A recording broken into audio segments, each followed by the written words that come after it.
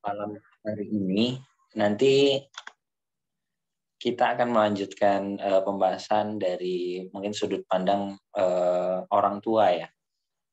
Yang kali ini nanti dibersamai oleh pembicara yang sangat luar biasa ya. Masih di usia yang muda gitu, 19 tahun, tapi sekarang mungkin sudah punya omset yang luar biasa gitu ya, 1,4 miliar seperti itu. Yang dulunya sekolahnya mungkin tidak seperti kita mungkin ya, atau kebanyakan dari teman-teman semua yang sekolah formal seperti biasanya, beliau mengikuti homeschooling ya. Walaupun memang homeschooling ini secara umum ya sekolah yang memang sudah formal juga sebetulnya, atau sudah diakui lah gitu ya di negara gitu. Tapi nanti kita coba sharing gitu ya, gimana sebetulnya pengalamannya beliau kayak gitu ya. Dan kemudian bagaimana dia meniti karirnya gitu ya. Dari homeschooling kemudian semudah itu sudah punya pendapatan yang luar biasa lah, sudah mapan. Nah, kita dibersamai oleh Mas Ibnu Rasif ya. Sudah bergabung bersama kita Mas Ibnu. Halo Mas Ibnu, sudah bisa akses suara saya?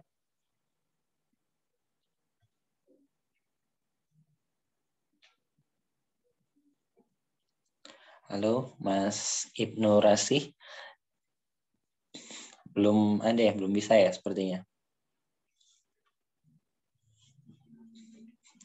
Ya, sambil menunggu beliau ya teman-teman. Tes. Halo. Halo, Halo tes. Mas Ibnu. Ya, Oh, udah kedengeran ya? sudah terdengar nih. Oke. Gimana kabarnya Mas Ibnu? Alhamdulillah Sehat ya? baik, alhamdulillah. Alhamdulillah, gitu sudah siap nih ya untuk menyapa teman-teman semua di sini untuk berbagi ilmu ya. Oke. Oke, baik. Mas Ibnu, silakan ya untuk waktu dan tempat. Saya persilakan untuk sharing materinya pada Mas Ibnu. Silakan Mas Ibnu. Oke, sorry nih agak gugup, agak gugup. Kelihatan ternyata. Aduh, oke deh. Oke, Bismillahirrahmanirrahim. Assalamualaikum warahmatullahi wabarakatuh. Waalaikumsalam warahmatullahi wabarakatuh. Perkenalkan, saya Ibnu Rasif.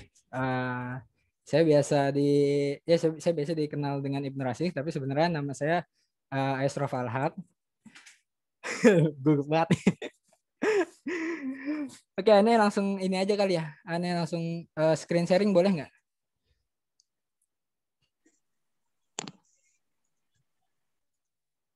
Saya masih di ini masih di disable. Oke, sebentar Mas.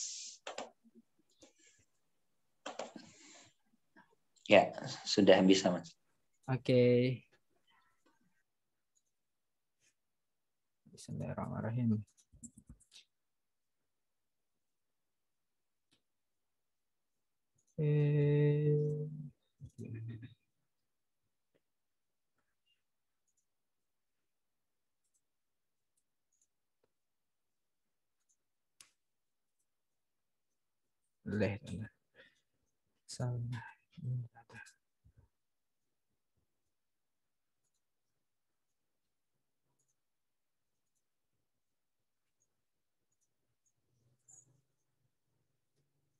Oke, ini udah kelihatan ya? Udah kelihatan belum nih? Sudah kelihatan Mas. Oke, Bismillahirrahmanirrahim. Assalamualaikum warahmatullahi wabarakatuh. Hari ini Ane akan sharing tentang seminar tentang anak nggak sekolah emang bisa sukses. Sebenarnya saya sekolah sih, tapi mungkin lebih banyak kegiatan di luar sekolahnya gitu. Dia pada di sekolahnya. Oke, ini juga amanah dari panitia dikasih judul kayak gini.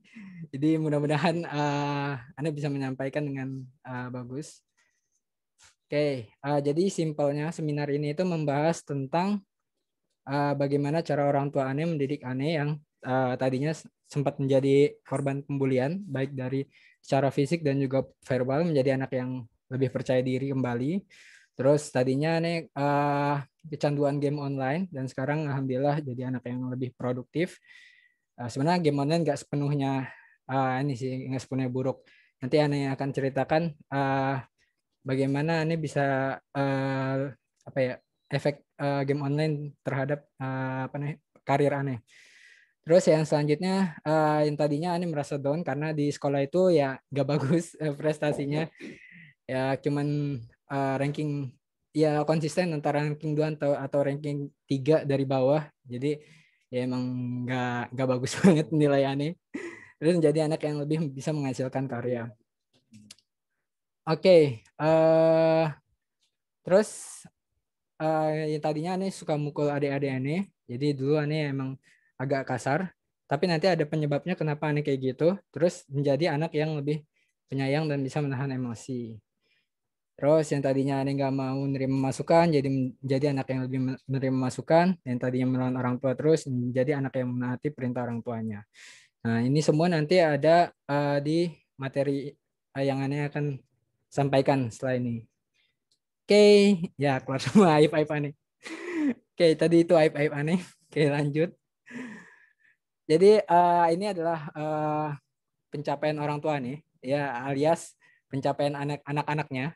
Karena ya di hasil didikan orang tua Ane semua, jadi sebenarnya itu pencapaian mereka semua gitu.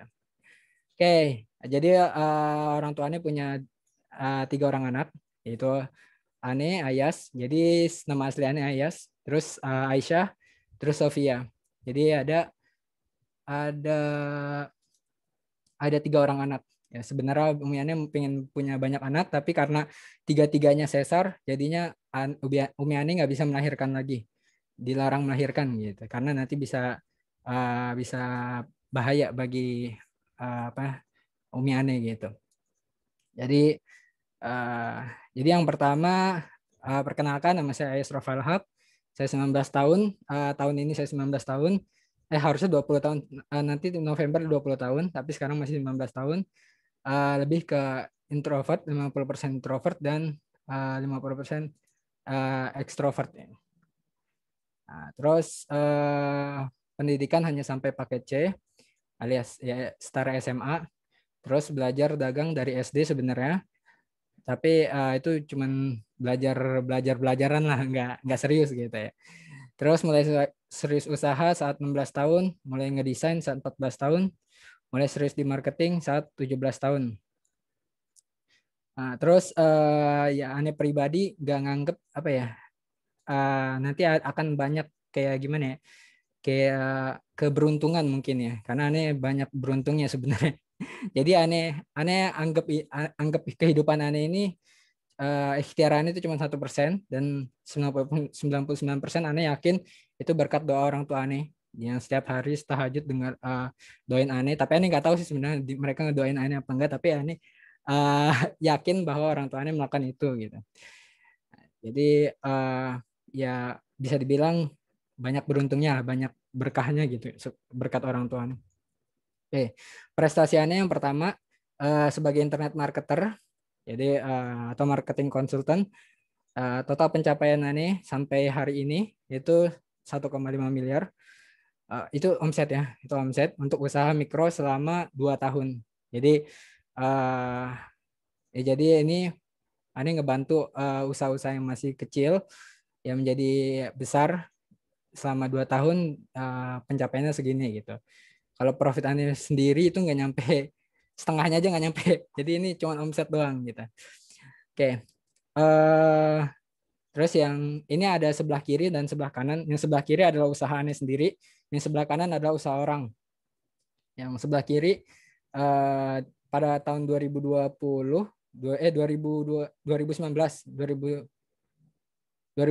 Ane bangun DMM.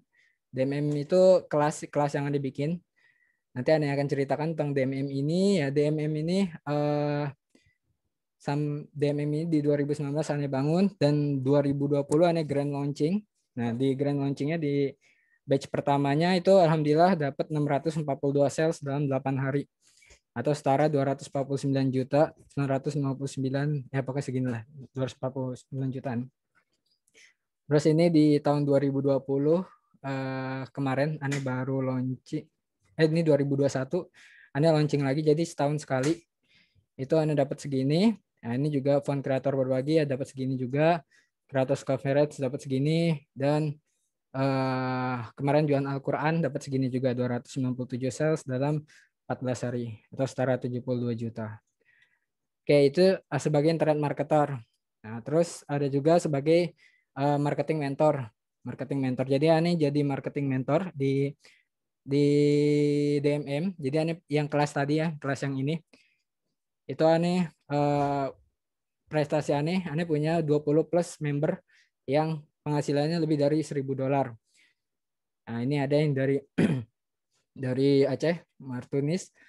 Itu dia 5.500 di satu bulan aja, $5.500. Di sini juga ada yang sebulannya sekitar 1.200-an aktif ordernya. Terus ini ada yang 2.000, ini member cewek. Ini 2.000 dalam 3 bulan, kebanyakan sih cowok yang menghasilkan. Terus ada juga yang ini 1.000 dalam sebulan. Ini juga 2.000 dalam 3 bulan, ini cewek juga. 1.000 ya rata-rata 1.000 sih. Ini 2.000 per bulan ya. Dan ini ada yang 17.000, 10.000, dan ini ada yang satu orderannya dapat 3.800. Oh ya, ini bagi yang nggak tahu, ini adalah di platform Fiverr. Jadi kayak ibaratnya kayak Tokopedia-nya luar negeri gitu. Tokopedia luar negeri, tapi bedanya dia bukan diisi barang fisik tapi jasa ya. Jadi jualan jasa. Jadi bagi teman-teman yang punya keilmuan, punya skill, nah itu jualnya di sini gitu. Jualnya di Fiverr ini. Nanti digajinya dolar gitu. Jadi bukan rupiah. Oke, itu prestasi yang kedua. Terus prestasi ketiga sebagai website designer, ini nggak terlalu oke, tapi ya alhamdulillah Ane pernah bikin 4 website yang memiliki sistem e-commerce. Jadi ya kayak semacam Tokopedia gitu, sistem website seperti Tokopedia. Terus selanjutnya sebagai laki-laki muslim, alhamdulillah ini pernah ziyadah 11 juz. Nah, tapi ini nggak lupa nih taruh buktinya di mana. Tapi ini sekedar ziyadah doang. Artinya ini nggak hafal, benar-benar hafal. Jadi pernah hafal doang. Pernah hafal 11 juz. Dan alhamdulillah ini mewarisi 3 sanad. Sanad Sahih Muslim dari Syekh Hamid Akram dan Syekh Komarudin Mahmud. Terus sanad Musnad Imam Syafi'i dari Syekh Hamid Akram dan Al-Qori Muhammad Idris Asim. Dan sanad Matan Jazari dari Ustadz, ini aneh belum rubah lagi nih gambarnya. Dan ini dari Ustadz Abu Ezra Al-Fadili. Jadi ini sanad tajwid. Yang ini sanad hadis dua-duanya. Ini sanad tajwid. Oke, ini Facebook aneh. Yang mau add silakan add. Terus, nah ini main behind my achievement. Ya, jadi dari prestasi-prestasi Ane juga punya guru dan non formal sebenarnya ini. Jadi bukan berguru secara formal, tapi non formal. Yang pertama adalah selain orang tua Ane, jadi orang tua Ane ya tetap jadi orang yang paling berjasa. Yang setelah orang tua Ane ada Om Rian yang paling berjasa kedua. Selanjutnya Om Suke. Om Rian ini dia jasanya sebenarnya simpel banget. Dia cuma ngajakin Ane kemana-mana dia pergi gitu. Jadi dia kalau misalnya mau pergi ke senior A dia ajakin Ane satu mobil, terus ke senior B dia ajakin Ane satu mobil dan lain-lainnya. Kalau misalnya naik kereta satu kereta gitu, dan lain. Kayak dia simpel banget tapi sangat impactful kan. Intinya Ane nggak bisa ketemu mereka semua kayaknya karena kalau misalnya nggak ketemu Om Rian kayaknya sih. Tapi ya alhamdulillah seperti itu. Terus Ane juga ketemu Om Suke. Nah Om Suke ini adalah mentor Ane. Jadi dari hampir setiap hari, dulu itu hampir setiap hari Ane recokin dia. Tapi dia alhamdulillah happy banget. Maksudnya ya mau bantu Ane. Kalau misal jawab nggak setengah-setengah, itu mentor internet marketing Ane sama partner bisnis Ane. Nah, terus ada Kang Dewa, ini bukan mentor yang aktif, pasif aja gitu. Jadi Ane pernah ikut seminarnya Product Launch Dynamite. Itu setelah Ane menghasilkan sih sebenarnya. Jadi bukan sebelum Ane menghasilkan. Jadi setelah Ane menghasilkan, Ane ikut workshopnya beliau, terus Ane ikut acara Mardigo Week. Terus Ane ikut Bondan Satria, mentor copywriting Ane, mentor Facebook Ads Ane, Om Rangga Afrian, Om Iswan Febrianto, WhatsApp marketing, dan influencer marketing ada Muhammad Hadiatullah. Nah ini dia jauh lebih jago daripada Ane. Dia masih 20 tahun tapi omset udah 500 miliar kayaknya. Nah, pokoknya sekitar segitu. Nah, jadi ya Ane punya benchmarknya gitu. Ane punya idola, ini salah satunya idola Ane, Mas Hadi. Oke. Nah, itu dia. Terus selanjutnya ada adik Ane yang 18 tahun. Dia ya sekarang tahun ini 18 tahun, 4 April 2003. Terus sama dia orang introvert, agak introvert tapi dia juga ekstrovert kalau misalnya udah kenal banget. Nah, insya Allah September nanti dia berangkat ke Mesir untuk kuliah kedokteran di Al-Azhar Mesir. Dia dikaruniai oleh Allah punya hafalan yang luar biasa, daya ingat otak yang luar biasa. Dia ziyadah 30 juz. Jadi ziyadah sama mutkin tuh bedanya. Kalau ziyadah itu cuma ngafal store satu halaman gitu. Kalau mutkin itu dia dari juz 1 sampai juz 30 itu nggak boleh berhenti. Maksudnya dalam satu duduk gitu. Satu kali duduk dia nyetorin juz 1 sampai juz 30 gitu. Nah, dia ziyadah 30 juz yang store satu halaman dalam 18 hari. Cepat banget memang. Jadi dia sehari bisa ziyadah, bisa 2 juz. Ada yang lihat buku storannya itu geleng-geleng banget. Terus dia mungkin 30 juz, artinya benar-benar hafal di otak dalam 3 tahun. Jadi dia nyetorin dari juz 1 sampai juz 30 tanpa ngelihat dalam 1 hari gitu. Jadi mungkin itu pembuktiannya kayak gitu. Terus juga dia jago masak dan make up. Dia kalau misalnya di rumah tuh ya berkah banget lah kalau di rumah. Dia masak terus dan masakannya enak gitu. Terus selanjutnya ada Sofia Aulia. Dia adik yang terakhir, dia 16 tahun. 3 Januari 2005. Dia dominan introvert. Jadi kalau misalnya walaupun udah akrab banget dia tetap aja seringnya diem gitu. Terus SMA dia masih SMA kelas 2 dan udah mungkin 30 juz juga. Dia SMP dia mutkinin 30 juz. Jadi hafalannya dia udah 1 kali duduk juga. 1 kali duduk nyetorin 30 juz. Terus juga dia bedanya dia bakatnya di lettering sama art, dia jago banget. Dan dia jago di akademis. Dia selalu ranking 1 gitu. Jadi ini 2 Ane sama Ade Ane itu non formal. Kalau Ade Ane ini ya formalnya bagus gitu. Lalu siapa orang tua Ane? Nah, orang tua Ane itu ada Abi Ane tercinta, yaitu ada Muhammad Rasyid. Ya, makanya kenapa namanya Ibnu Rasyid, karena Ibnu itu anaknya, Ibnu itu dalam bahasa Arab artinya anaknya gitu. Rasyid itu ya nama bapaknya gitu. Nah itu Abi Ane adalah lulusan Pondok Pesantren Tebu Ireng. Ya, ada yang tahu Tebu Ireng di sini. Terus S1-nya di Lipia, jurusan Syariah. Ya, itu yang belakangnya LC, itu biasanya kuliahnya di Lipia, antara Lipia, Madinah, Mesir, ya, antara 3 itu biasanya. Terus berprofesi sebagai dai dan guru bahasa Arab. Nah, orang yang tegas, agamis, dan formal. Jadi Abian ini emang agak tegas orangnya. Nanti Ane ceritain sebagaimana tegasnya. Terus Umi Ane tercinta ini kebalikannya Abiani. Nah, ini ada namanya Farida SSIAPT.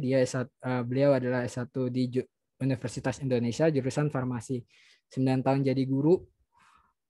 Pengalamannya 9 tahun jadi guru jadi gitu. Jadi mungkin mungkin ya bisa belajar didik anak ya gara-gara jadi guru itu gitu.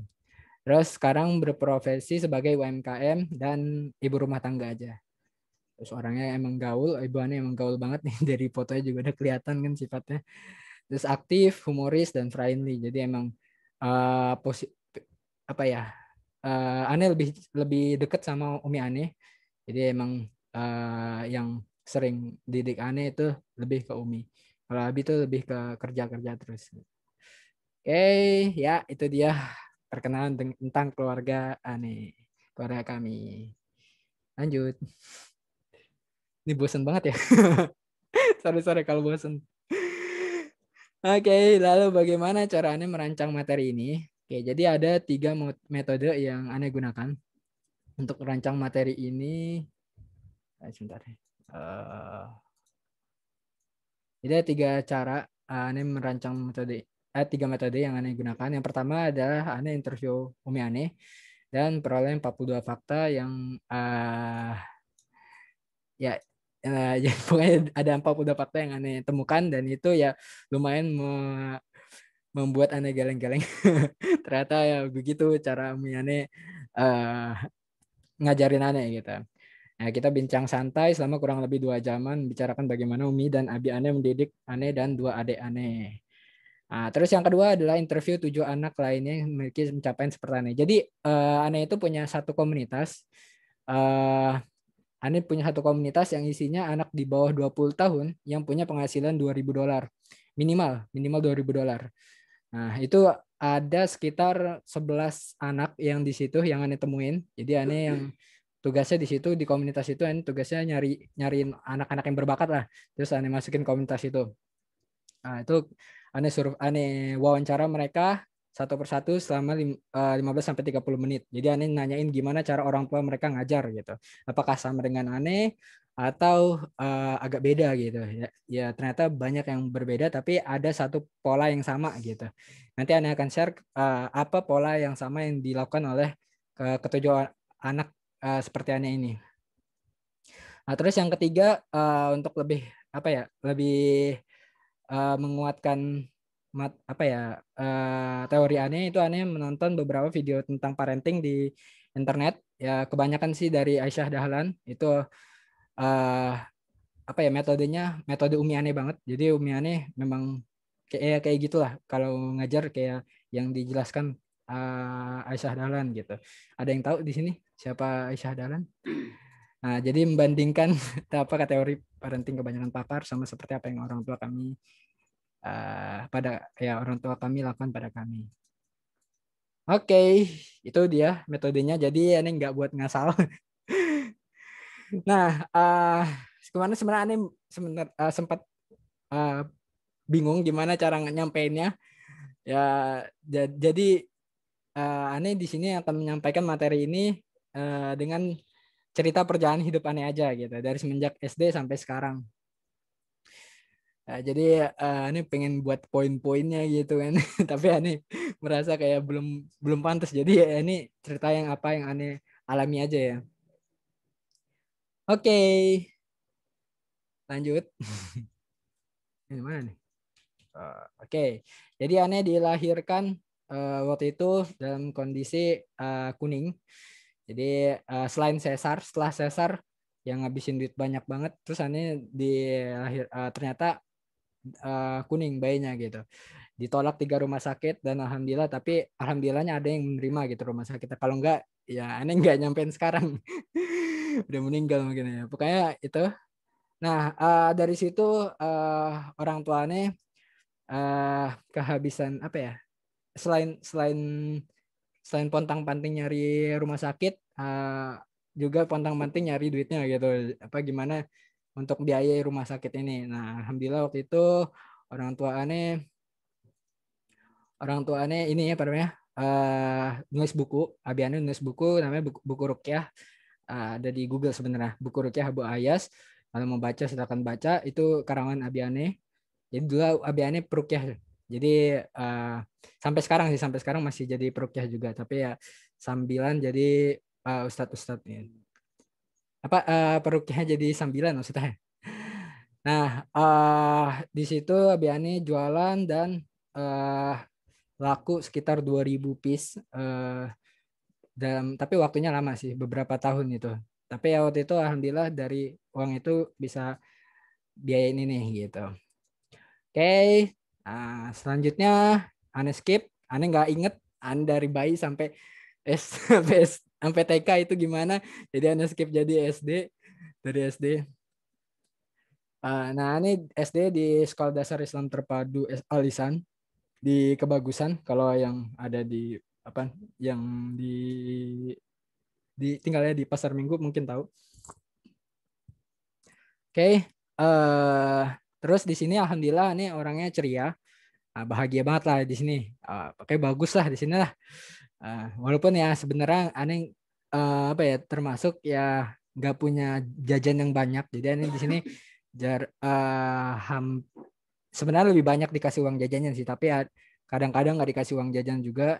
Walaupun dikasih uang jajan juga dikit gitu. Yang lain-lain jajannya 5.000 rupiah, aneh 1.000 2.000 gitu. Jadi tapi aneh di sini ceria banget. Jadi bahagia, anak yang sangat positif, anak yang sangat aktif, mungkin 100% introvert aneh di sini.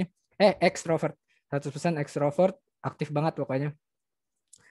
Nah, terus oh iya. Nah, tapi di kelas 1, kelas 2, kelas 3 kalau nggak salah aneh di push untuk apa namanya? Push untuk ngejar nilai gitu.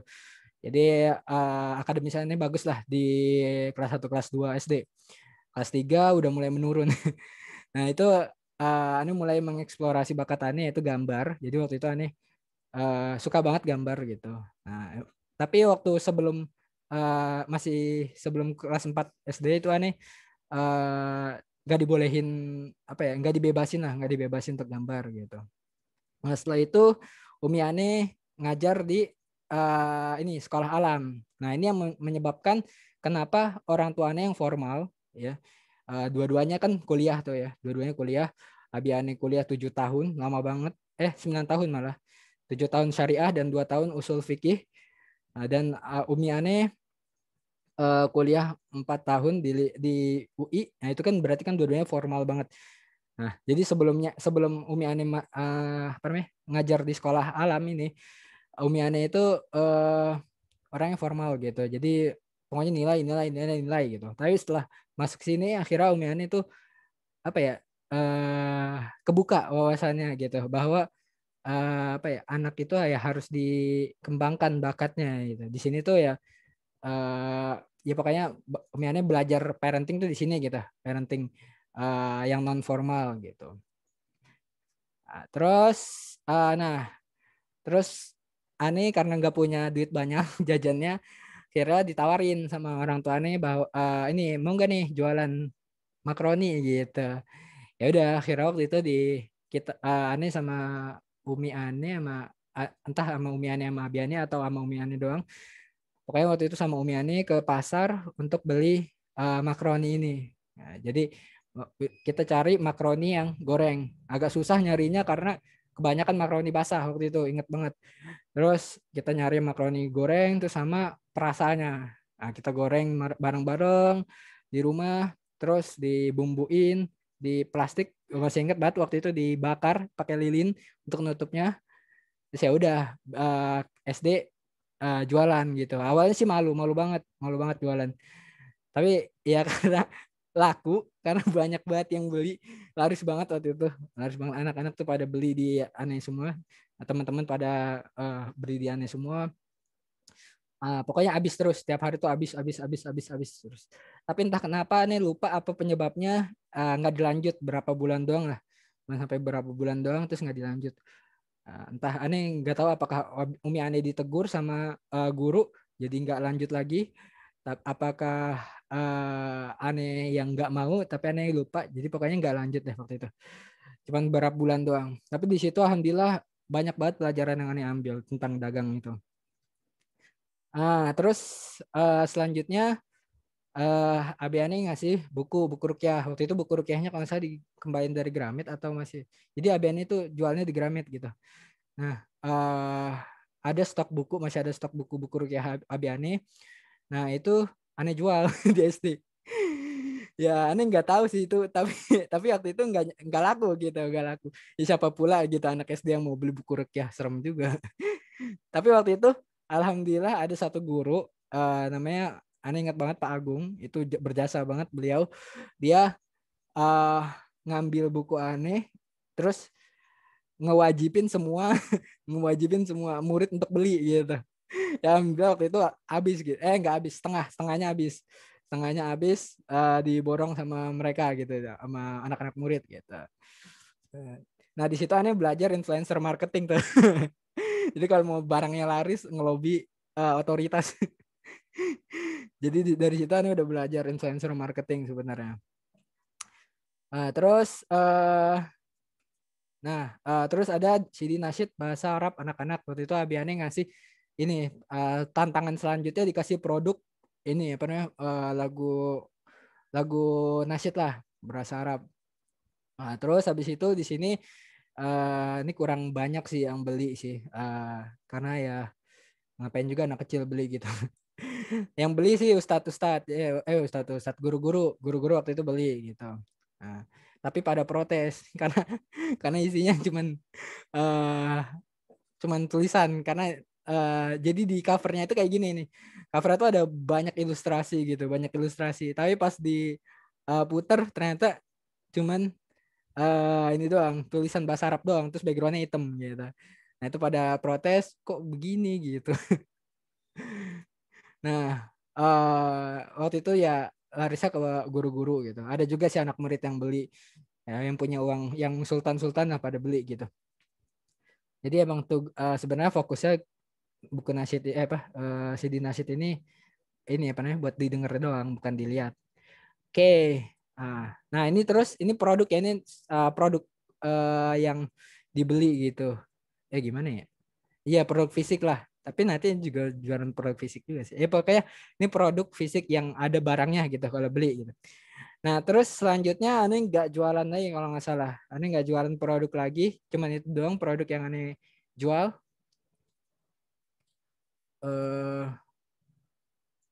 Terus selanjutnya, nah ini aneh gambar. Nah ini jadi aneh dulu tuh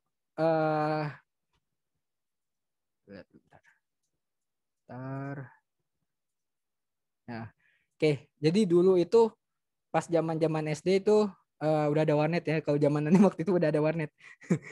Jadi ya waktu zaman aneh SD udah ada warnet dan anak-anak pada main warnet gitu. Sementara aneh nggak boleh main warnet gitu. Jadi nggak dikasih uang buat main warnet waktu itu. Tapi aneh waktu itu tetap ngebandel untuk main ke warnet gitu. Nah di warnet aneh nggak main. Jadi aneh cuma ngeliatin doang teman-teman aneh main gitu. Aneh ngeliatin teman-teman aneh main. Walaupun beberapa kali sih aneh dikasih ini waktu gitu. Jadi misalnya dipanggil emaknya gitu teman aneh. Nah itu gantiin gitu. Ya, berharap gitu sih ke warnet cuma ngeliatin dan berharap ada yang mau digantiin gitu. Nah di situ ada satu game namanya Losaga. Nah itu aneh gambar di buku. Jadi di buku tuh jadi aneh kayak bikin game board. Jadi kalau misalnya apa ya, mungkin teman-teman di sini taunya ini ya, Monopoly. Nah kalau Monopoly kan ya main game board gitulah. Jadi aneh bikin game board gitu, tapi bentuknya kayak game online gitu. Jadi kayak game online. Jadi aneh gambar kayak gini. Ini hampir persis kayaknya dashboardnya aneh bikin kayak gini. Jadi aneh bikin di sini bentuknya kayak gini. Terus ada shape-shape-nya gitu. Nah nanti ada lawannya gitu, di sampingnya ada lawannya gitu. Nah terus nanti cara mainnya itu orang. Jadi cara mainnya itu nanti teman-teman aneh pada merem, terus aneh goyangin pensil, terus dia bilang stop gitu. Nah nanti lihat pensilnya stop di mana, nah itu berapa attack-nya gitu. Nah ternyata misalnya stop gitu, attack-nya 300, ya udah kekurang 300 gitu. Kekurang 300 ininya apa namanya? Musuhnya kekurang 300 poin health-nya gitu. Nah, terus misalnya di stop lagi ternyata 100, berarti damage-nya 100 dan kurang 100 lagi. Pokoknya Anda bikin game di buku tulis gitu. Intinya Anda bikin game di buku tulis. Nah dan itu banyak banget yang main. Tuh pokoknya kalau misalnya istirahat itu Anda dikumpulin banyak orang gitu. Nah, pada mau main. Jadi ya Anda langsung ditodong gitu. Cepat-cepat buka bukunya gitu ya. Udah Anda buka bukunya terus pada main gitu, pada main. Nah itu aneh bikin jadi misalnya, dan itu bukan kayak monopoli yang habis dalam satu kali waktu. Jadi kalau monopoli kan kita main misalnya 1 jam selesai gitu. Nah kalau ini gamenya nggak selesai. Jadi gamenya itu terus berlanjut. Jadi misalnya hari ini si A si A ngalahin 3 monster, dapat 300 poin. Nanti poinnya bisa dibelanjain. Terus misalnya si B, temenannya si B ngalahin 10 lawan, berarti dapat 1000 poin gitu. Nah itu aneh catat semua di buku gitu. Aneh buku jadi setengah. Jadi di buku ini setengahnya itu buat nyatetin apa tuh player-playernya teman-teman Ane itu setengahnya lagi buat lahan pertarungan gitu. Jadi yang lainnya. Nah, pokoknya inilah Ane bikin game di buku gitu. Nah itu awalnya sih gratis, Ane bikin gratis. Terus tiba-tiba ada teman yang agak sultan, ada punya jajan banyak, itu nyeletuk ke Ane. Gue pengen main, tapi gue kan udah terlambat. Bisa nggak gue dinaikin gitu. Jadi misalnya dapat 10.000 poin secara instan. Nih gue bayar 5.000. Wah, ya ya aneh yang punya 2.000 aja bersyukur, 5.000 merasa udah kaya banget. Wah, boleh. Aneh langsung bikinin akun di sini, aneh bikinin langsung gambar pak di halaman, aneh langsung tambahin 10.000 poin. Nah, dia paling kaya lah, dia bisa beli apa aja di situ. udah kayak banget dah. Jadi dia kalau misalnya sekali mukul udah mati tuh, teman-teman udah pada mati, nggak ada yang bisa lawan dia gitu. Nah, gara-gara aneh bikin game kayak gitu, sistem kayak gitu, lama kelamaan jadi pada bosen karena yang punya duit yang menang gitu, pay to win. Nah, terus akhirnya bosen, ya aneh ganti. Kalau misalnya bosen, saya ganti ke game lain. Aneh bikin game lain. Ini semacam kepo sih, sebenarnya bukan po. Dia aneh ngeliat dari game Facebook. Jadi aneh lihat sistematis game Facebook gimana dia main. Nah, terus aneh aneh bikin, aneh beli buku baru, buku tulis baru, terus aneh bikin game di situ. Dan itu juga banyak yang main. Jadi intinya ngumpulin banyak poin buat dapetin baju-baju bagus gitu. Baju-baju bagus. Nah, pokoknya gitulah. Bikin game di kertas lagi. Jadi intinya bikin game di kertas lagi. Yang sebelumnya bikin game kertas, terus bikin game kertas lagi, dan ini juga pay to win. Akhirnya pay to win juga. Sejak anak-anak Sultan itu pengen main, dia pengennya udahlah gede gitu. Jadi waktu itu ya alhamdulillah bisa dapat penghasilan mungkin 50.000 per 3 bulan ya pokoknya. Ya, tapi udah alhamdulillah banget waktu aneh SD itu. Udah kaya banget lah, udah merasa paling kaya padahal enggak. Nah, terus ya pokoknya aneh bikin kayaknya ada 5 game gitu yang aneh bikin di buku kertas. Nah, pokoknya tapi buku kertas itu sekarang udah nggak ada sih, udah diloakin semua. Harusnya aneh ini tuh aneh simpen.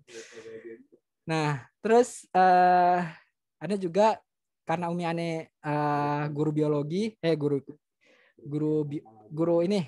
IPA. Jadi guru IPA SD SMP waktu itu.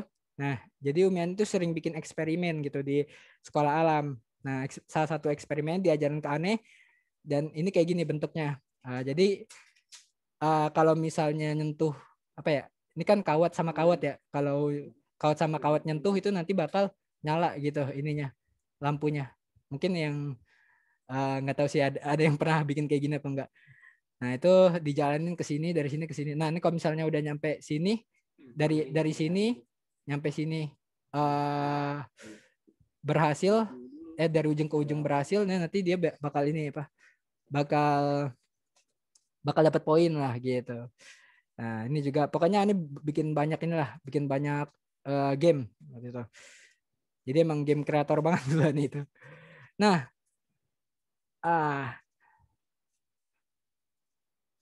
nah mungkin ada yang berpikiran kayak gini, wah Mas mah kreatif gitu, beda sama anak saya.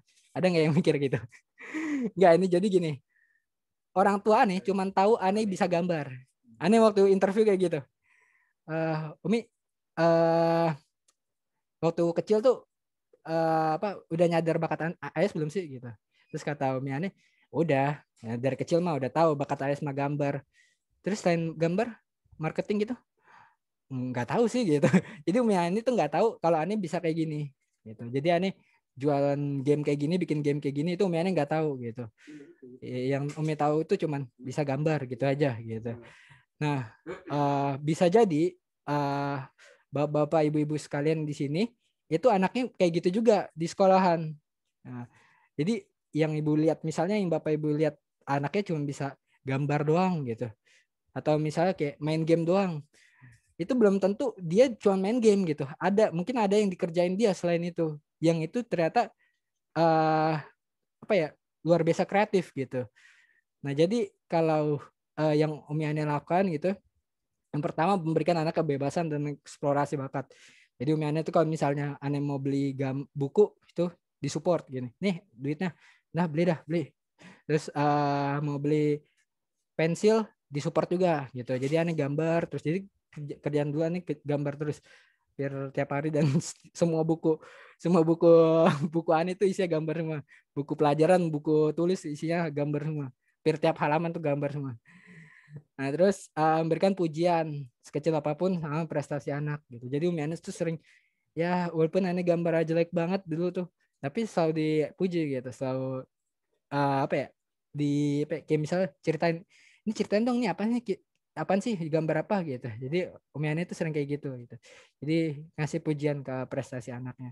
Terus membanggakan bakat anaknya gitu. Jadi padahal kayaknya Umi Ane tahu tuh, Umi Ane kan sekolahnya di sekolah alam. Otomatis anak-anaknya itu anak-anak yang emang kalau gambar dibebasin. Artinya gambarnya lebih bagus daripada Ane gitu. Tapi Umi Ane tuh ngebanggain bakat Ane gitu. Nih gambar anak saya gitu. Dibanggain lah pokoknya. Kata Umi Ane sih kayak gitu. Yang paling penting sih ngebanggain bakat anaknya gitu. Jadi anaknya juga bangga gitu akan bakatnya. Nah, terus mengajak anak cerita tentang kegiatannya di sekolah gitu. Jadi ini yang mungkin yang jarang Umi Ane lakukan sih. Tapi kadang Umi Ane cerita gitu. Minta Ane cerita. Ceritain dong tadi sekolah ngapain aja gitu. Nah, itu kadang cerita, tapi ya karena apa ya? Karena apa ya? Ya karena mungkin jarang. Jadi Umi Ane mungkin nggak tahu kalau Ane bisa bikin kayak ginian gini. Yang bikin game kayak ginian. Nah, terus ya mungkin juga apa ya, Bapak Ibu yang sini yang punya anak, kalau misalnya ngebanggain mungkin dia bakal cerita sih. Ane juga nggak pernah cerita sih kalau Ane bikin kayak ginian di sekolah. Jadi ya mungkin harus inisiatif orang tua. Oke, itu saat Ane SD. Itu cara Umi Ane ngelakuin. Dan ini juga Ane tanya ke 7 orang tadi, yang Ane bilang 7 orang yang sama kayak Ane karakteristiknya, yang mereka semua sama orang tuanya dibebasin untuk eksplorasi bakatnya mereka dari kecil gitu. Jadi ada yang nggak dipaksa sama sekali formalnya, ada yang beberapa orang yang dipaksa gitu formalnya. Tapi intinya disupport juga gitu, disupport. Oke, terus di MTSN ini Ane nggak mau nyebut MTSN-nya apa karena mungkin yang Ane sebut keburukan doang. Jadi Ane nggak mau sebut namanya. Maaf ya, mungkin di sini ada yang teman Ane MTSN atau guru MTSN Ane, ya Ane mohon maaf. Tapi Ane sama sekali nggak punya, hampir nggak, mungkin 90% kenangan buruk Ane di sini semua. Nah, jadi dulu di MTSN ini Ane hampir setiap hari Ane dibully secara fisik dan juga verbal atau fisik, itu Ane dibully terus setiap hari. Nah, jadi kayak misalnya ya kalau kata-katanya mungkin biasa ya. Terus kalau laki kan mainnya fisik gitu. Ditonjok kemaluannya lah, ditonjok tangannya, badannya tuh semuanya ditendang-tendang. Itu Aneh ngerasain setiap hari selama 3 tahun.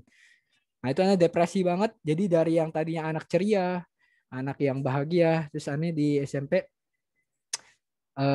ya ini kalau inget-inget serem banget. Pokoknya di sini parah lah ya. Pokoknya sampai fisik juga pokoknya parah lah di sini.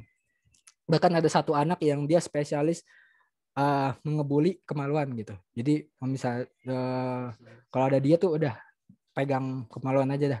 Kalau nggak ditonjokin sama dia. Nah terus apakah Ane nggak lapor sama guru? Ane lapor. Jadi Ane pernah dikejar-kejar. Jadi pas lagi kejar-kejar, Ane lari. Terus Ane ke ruang guru. Ane pengen lapor, Ane pengen cepuin lah bahasanya. Laporin bahwa Ane kena bully setiap hari gitu. Tapi ternyata pas Ane ke ruang guru dan pembulinya juga ikutan masuk, itu malah diketawain pas Ane lapor gitu. Saya diejek-ejek, saya ditonjok-tonjok gitu. Malah diketawain. Nah jadi setelah itu Ane kayak ngerasa, aduh, udahlah nggak ada harapan gitu. Jadi nggak ada harapan di sekolah ini bisa di stop bullynya. Jadi akhirnya ya udah nih terima aja selama 3 tahun Ane gituin gitu. Dan di SMP itu buruk banget makanya sampai akademis itu Ane cuman ya tadi ya ranking 2 dari bawah. Kenapa? Karena ini secara mental udah hancur gitu. Dia udah gak apa ya, gak ngarep hidup lagi lah. Bahkan beberapa kali ini nyoba bunuh diri, tapi ya ini takut lah mikirin orang tua nangis jadi nggak jadi gitu. Nah terus di rumah juga Abiani keras. Jadi udah di sekolah dibully, di rumah dipukul juga sama Abiani gitu. Jadi ya karena Ani tahu sih kenapa dipukul, karena Ani bandel gitu. Ya Ani bandel itu karena di sekolah digituin gitu. Jadinya pengen pelampiasan tuh di rumah tuh Ani pengen santai gitu. Ani nggak mau kebeban juga gitu. Jadi Abiani tuh main tangan terus lah. Main tangan terus mukul pakai tangan, mukul pakai bangku, mukul pakai sapu itu sering lah kayak gitu. Jadinya aneh lampiasin juga ke adik-adik aneh. Jadi karena di sekolah dipukul, di rumah dipukul, jadi aneh lampiasin ke adik-adik aneh. Jadi sering aneh mukulin adik aneh waktu SMP itu. Nah, jadi tapi Umi Ani tuh selalu ngelindungin aneh gitu. Jadi kadang bahkan Umi Ani kena pukul juga sama Abi Ani. Nah, jadi seperti itu di SMP nih. Nah, jadi ini adik Ani juga sering aneh pukul, ya mohon maaf nih ya. Tapi adik Ani alhamdulillah nih sama adik Ani sekarang akrab banget, jadi nggak ada membahas masa lalu. Walaupun aneh sering mukul mereka, bahkan beberapa kali sampai berdarah mereka, tapi alhamdulillah sekarang kita akrab banget gitu. Nah terus alhamdulillahnya waktu itu aneh nggak tahu kenapa Umi Ani akhirnya ngasih aneh laptop gitu. Jadi boleh pakai laptop.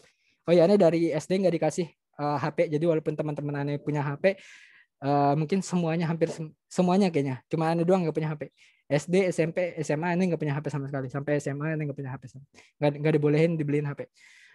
Jadi aneh dikasih laptop doang.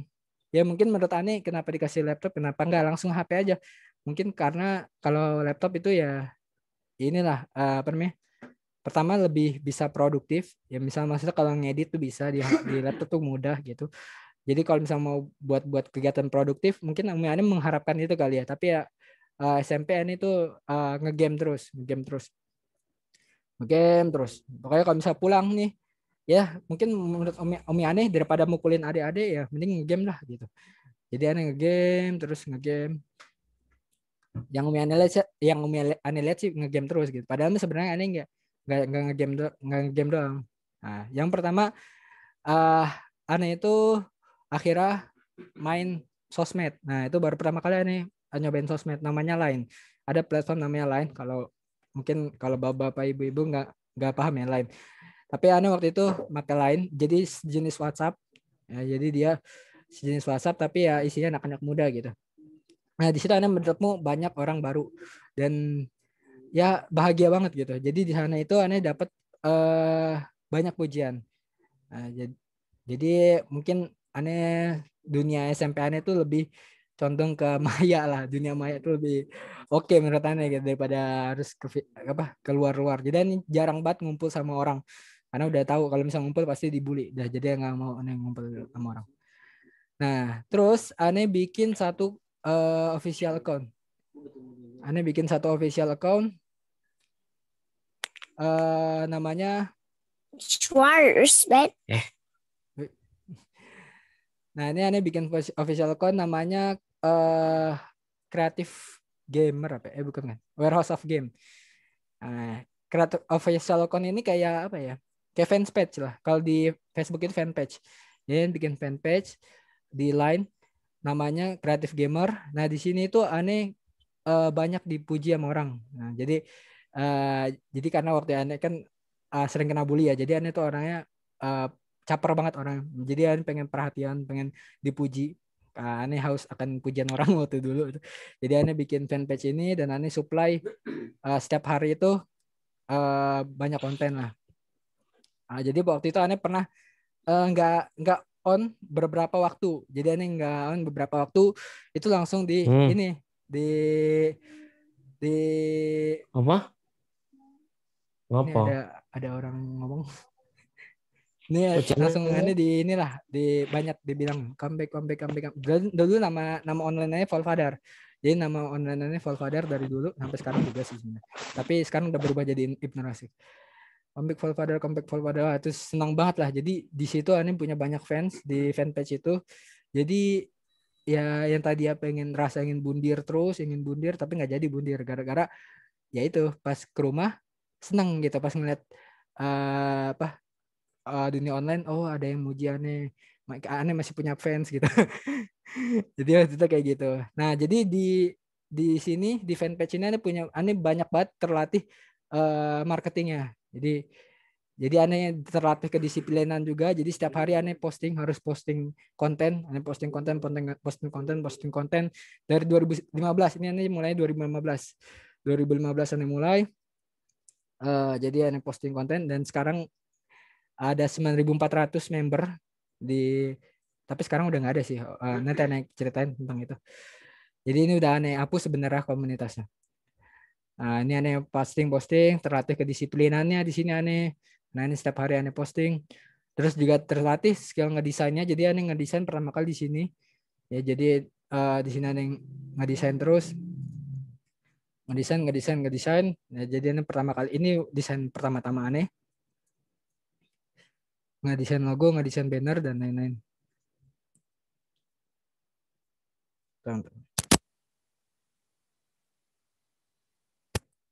Terus juga terlatih skill marketingnya di sini. Jadi karena punya banyak followers, ya, punya banyak adders, jadi ada 9.400 kan tadi lihat ada 9.400. Nah itu banyak orang yang pengen promosiin. Jadi ada beberapa jenis orang. Jadi ada yang mau promosiin jualannya dia. Ini ada yang jual PS dia, ada yang ini tipu-tipu sebenarnya nih. Tapi Anda dulu nggak tahu kalau ini tipu-tipu. Jadi kayak misalnya peluang kerja sehari dapat 1,4 juta gitu. Ya ini nggak apa-apa lah, ada ane promosiin. Jadi waktu itu ane nggak larang, semuanya ane okein lah. Ini juga waktu itu ada yang minta promosiin jasa recovery, ini juga ada yang jual akun gamenya. Jadi sebenarnya game itu bisa menghasilkan juga gitu. Jadi ini kalau udah punya akun yang gede di gamenya itu bisa dijual sebenarnya. Jadi kalau ada anak-anak yang kecanduan game sebenarnya bisa ngasilin juga gitu. Nah, terus juga ada yang sama fanpage. Jadi ada yang punya fanpage minta ini promosiin dan ini semua bayar. Aneh. Tapi bayarnya murah waktu itu 10.000 doang. Tapi waktu SMP itu 10.000 udah banyak kalau menurut aneh pribadi. Jadi ya seminggu mungkin dapat 100.000 mungkin, 100 ribuan. Jadi di sini kan terbantu banget sih. Jadi udah udah tambah udah jajan juga jarang, kadang dikasih kadang enggak kalau di SMP karena ini juga punya penghasilan akhirnya dari sini. Terus juga ini terlatih skill partnershipnya di sini. Jadi aneh waktu itu tawarin partner sama game toko game lah. Jadi jualan game, jualan cash itu aneh ditawarin partnership sama dia. Jadi aneh bikin dua brand. Yang pertama Warehouse of Game sama Warehouse of Shop di sini. Jadi di sini juga nih terlatih brandingnya juga sih. Jadi bikin dua brand gitu. Terus ya itulah pokoknya SMP ini nggak mau nyeritain soal sekolah ini karena ini hampir nggak punya kenangan baik di sana. Ya ada sih karena ada teman game juga lah di sana. Tapi ya dia sama-sama ngebully gitu. Tapi alhamdulillah dia punya passion yang sama-sama suka game. Oke, yang orang tuanya lakukan pada saat Ane SMP, menurut analisa Ane adalah Umi Ane itu selalu melindungi Ane kalau misalnya Abi Ane mukul. Gitu. Jadi Ane merasa ada yang support. Seandainya dua-duanya mukul, mungkin Ane nggak tahu Ane masih hidup apa nggak sampai sekarang. Mungkin Ane udah nggak pasrah kali. Nah terus walaupun Abi Ane kang Ane banget, jadi kan suruh ngejar nilai terus tuh, ngejar nilai atau enggak ngejar hafalan lah. Kalau Abi Ane itu menurut Abi Ane nggak apa-apa nggak belajar asal punya hafalan gitu, misal punya hafalan Quran gitu kenceng. Nah, tapi Umi Ane itu lebih membebaskan Ane dan mengarahkan Ane ke hal-hal yang berkaitan dengan hobi Ane. Jadi kalau hobi Ane kan gambar gitu. Jadi ya Umi Ane sebenarnya berharapnya ini apa namanya mengeksplorasi gambar lagi di laptop, cuman ternyata aneh main ke game gitu ya, tapi setidaknya aneh nggak mukul adik aneh, nggak jarang-jarang gitu. Terus bersabar dan terus berdoa untuk kesuksesan anaknya. Jadi yang tadi ini sebenarnya ini aneh yakin bukan karena ikhtiar aneh gitu. Jadi maksudnya ikhtiar aneh cuma 1% paling, 99% itu gara-gara umi aneh. Ini aneh nggak tahu kenapa aneh bisa melakukan ini semua gitu. Aneh nggak pernah belajar ini semua, tapi aneh melakukan ini secara otomatis. Dan ini aneh yakin yang gerakin ya Allah gitu. Ya jadi ya hasil doa orang tua aneh gitu. Aneh jadi bisa kayak gini gitu. Tapi yang orang tua aneh tahu, aneh cuma ngegame gitu. Ini bagi teman, jadi bagi bapak ibu di sini yang lihat anaknya cuma ngegame, itu belum tentu ngegame. Bisa aja dia buat kayak gini. Bisa aja dia buat official account kayak gini, punya member ribuan, member puluhan ribu, ratusan ribu, itu bisa aja kayak gitu. Dan itu harus dieksplorasi gitu. Dan ini aneh nggak ceritain sama orang tua gitu. Karena umi aneh nggak bangga akan game gitu. Jadi karena umi aneh nggak bangga, aneh nggak ceritain ini gitu. Padahal sebenarnya kalau misalnya ceritain ini mungkin umi aneh lebih nge-support kali. Tapi aneh nggak pernah ceritain ini. Tapi akhir-akhirnya aneh ceritain sih. Waktu aneh apa ya? Akhir-akhir SMP lah. Jadi mungkin SMP kelas 3 apa namanya yang kedua apa namanya semester 2 gitu. Nah, terus jadi orang tuanya selalu aneh sering kebangun malam untuk kencing gitu. Nah, aneh sering melihat orang tuanya itu lagi sholat tahajud gitu. Jadi emang orang tuanya itu tahajudnya kenceng. Mungkin setiap hari kali. Aneh nggak tahu, tapi karena aneh kan bangunnya juga nggak setiap hari, bangun malamnya setiap hari. Tapi aneh sering ngeliat gitu. Dan aneh yakin, apalagi lah yang didoain orang tua selain kesuksesan anaknya. Nah, itu mungkin dari doa itu. Dan aneh selalu yakin kayak gitu. Terus selalu menyemangati dan berkata positif saat aneh sedang down. Jadi pas dimarahin sama orang tua abi aneh, Umi aneh selalu support secara apa ya?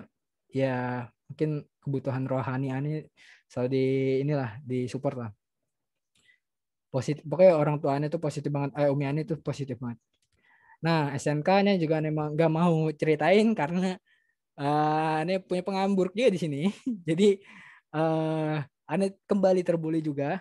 Tapi bedanya kalau di SMP kan aneh full bully, kalau di sini aneh enggak. Aneh ada yang di sisi aneh gitu. Ada yang support aneh. Jadi ada dua kubu mungkin. Kubu yang nyerang aneh sama kubu yang support aneh. Kenapa aneh punya kayak gitu? Karena aneh punya skill di SMK ini. Aneh bisa ngedesain. Jadi di ini aneh masuk SMK multimedia dan aneh paling jago ngedesain waktu itu di sini. Jadi aneh punya followers lah intinya di situ. Aneh ngajarin orang gitu, aneh support orang. Jadi ada di sisi aneh tuh ada gitu. Jadi aneh nggak full bullying sebenarnya. Jadi mungkin ya biasa aja lah di sini di SMK. Tapi karena aneh terlalu sombong,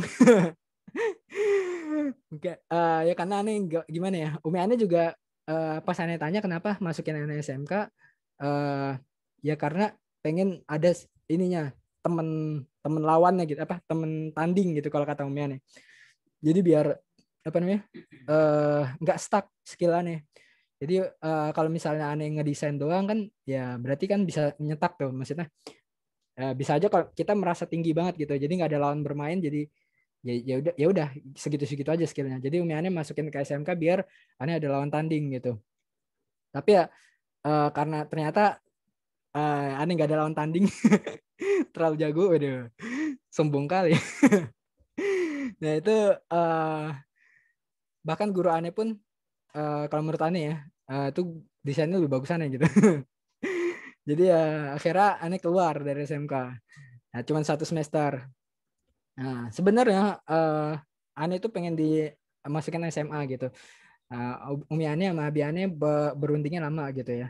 Berundingnya lama. Bentar. Jadi Umi aneh berundingnya lama, apakah aneh bakal SMK atau SMA sama abi aneh, tapi abi aneh ngalah dan pengen ngedulin Umi aneh gitu. Jadi setelah aneh keluar dari SMK, akhirnya Umi aneh yang ngalah gitu. Jadi kan karena saran Umi aneh nggak works gitu, akhirnya make saran ngikutin abi aneh. Abi aneh sarannya adalah aneh pesantren gitu. Jadi aneh setelah itu aneh pesantren. Nah, ini pesantren ada yang tahu Temboro. Nah di sini Ane pesantren di sini, Ane dilempar sama abi Ane ke sini. Nah ini sebenarnya unik nih. Ini unik. Kenapa? Karena abi Ane, karena ini sebenarnya pesantren yang nggak sama alirannya. Jadi kalau ini ada yang non Muslim ya di sini ya. Tapi pokoknya gini, di Islam itu ada banyak aliran gitu. Jadi ada Muhammadiyah, ada Salafiyah, dan NU gitu. Nah abi Ane itu salaf. Abi Ane itu Salafi, ya yang sering dikata-katain Wahabi. Nah itu malah nyekolahin anaknya ke Temboro, yang mana Temboro ini adalah NU Tulen. Pokoknya NU Tulen yang 180 derajat, enggak 180 derajat. Pokoknya sangat ini banget lah, sangat strict, maksudnya sangat bermusuhan banget ya, kayak tektokannya tuh banget lah NU Temboro Jamaah Tablik ya sama Salaf gitu. Jadi ABN malah masukin aneh ke sini. Nah, dan dan di sini aneh nggak kuat sebenarnya sih. Aneh nggak kuat, cuma 2 bulan doang. Karena ini keras banget, di Temboro ini lumayan keras. Jadi aneh keluar ya, mental ini cupu emang. Mentalnya cupu, jadi cuma 2 bulan aneh pindah, 2 bulan setengah aneh pindah ke pesantren lain. Dan uniknya Abiannya malah masukin lagi ke pesantren yang NU, yang yang Jamaah Tablik gitu ya. Jadi yang kalau sama Salafi itu keras banget lah. Dia saling menghina lah dua-duanya itu. Saling ngejek-ngejekan. Nah, malah masukin lagi ke sini gitu. Dan ya udah di sini ini cuman ini juga nggak kuat di sini 2,5 bulan 2,5 bulan juga di sini. Jadi sama kayak Temboro. Nah, jadi di sini ya jadi Ane keluar dan Ane baru dimasukin ke pesantren yang salaf. Nah, di sini Ane baru nyadar. Di sini baru nyadar kenapa Abi Ane melakukan itu. Karena dulu sebenarnya sebelum Ane masuk pesantren itu Ane sering nganggap NU sesat. Mohon maaf ya. Mohon maaf nih yang orang-orang NU, Ane sering ngomong NU itu sesat gitu. Dan mungkin Abi Ane mungkin marah kali ya dengar Ane kayak gitu. NU sesat, bid'ah, alul bid'ah, bla bla bla gitu. Ane sering ngomong kayak gitu dan akhirnya di sini Ane baru di pesantren Ane baru ngeh gitu. Oh ternyata Abi Ane pengen ngasih gini ngajarin Ane cara cara sudut pandang gitu, cara melihat sudut pandang yang berbeda gitu. Jadi seperti itu dan akhirnya Ane dari sini Ane belajar toleransi sih. Jadi kalau misalnya ngelihat suatu masalah itu lihat dari berbagai sudut pandang gitu. Jadi itu pelajaran berharga dari Abi Ane, itu yang paling membekas mungkin. Nah, jadi Ane sekarang jadi setiap Ane jadi memahami setiap aliran punya ke kekhasannya sendiri, maksudnya bagusnya sendiri. Kayak misalnya kalau misalnya di NU itu kan zikirnya kuat banget gitu. Nah, beda sama kalau pesantren salaf tuh ya zikirnya nggak begitu kencang gitu, tapi ya inilah sama-sama ada gitu. Kalau misalnya di salaf itu Ane belajar ini harus pakai hadis-hadis yang sahih dan lain-lain. Pokoknya setiap aliran tuh punya ke positif negatifnya sendiri-sendiri lah. Ada positifnya juga, masih nggak full negatif gitu. Nah, terus setelah itu Ane setelah keluar dari sana Ane ke ini ke ini Ane cuma 5 bulan juga. Jadi Ane nggak selesai. Jadi Ane 5 bulan doang. Kenapa 5 bulan ini? Karena sombong lagi. Jadi sama kayak SMK ini, kenapa Ane keluar kan Ane karena terlalu jago desain. Nah kalau di sini Ane nggak punya lawan tanding di bahasa Arab, jadi Ane kayak merasa udah hebat banget gitu. Jadi Ane keluar dari Nurul Hidayah dan Ane masuk ke sekolah Al-Manar. Jadi dia khusus bahasa Arab. Jadi emang lawan tandingnya tuh udah jago-jago semua gitu. Jadi Ane masuk ke sini, Ane sekolah bahasa Arab lagi sampai Mustawa Robi kalau misalnya yang di sini ada yang anak LIP-nya mungkin tahu sekelas apa Mustawa Robi. Ya pokoknya di sini Ane udah bisa baca Arab gundul, terus juga bisa ngomong bahasa Arab, interaksi bahasa Arab karena setiap hari bahkan gurunya ngajar itu pakai bahasa Arab gitu di sini. Nah, jadi setelah itu Ane baru keluar dan Ane ngambil sanad. Nah, Setelah ngambil sanad, jadi orang tuanya itu langsung ngasih jadi kalau orang tuanya itu setelah aneh lulus itu nggak dibiarin, tapi langsung dikasih arahan. Jadi Umi Ane itu selalu ngarahin, orang tuanya selalu ngarahin. Setelah lulus ini langsung ke sini, ke sini, ke sini, ke sini gitu. Jadi selalu nyari info Umi Ane. Nah, terus Ane ngambil sanad Sahih Muslim sama Syekh Ahmad Akrom ini, Syekh Ahmad Akrom di lupanya di mana lokasinya.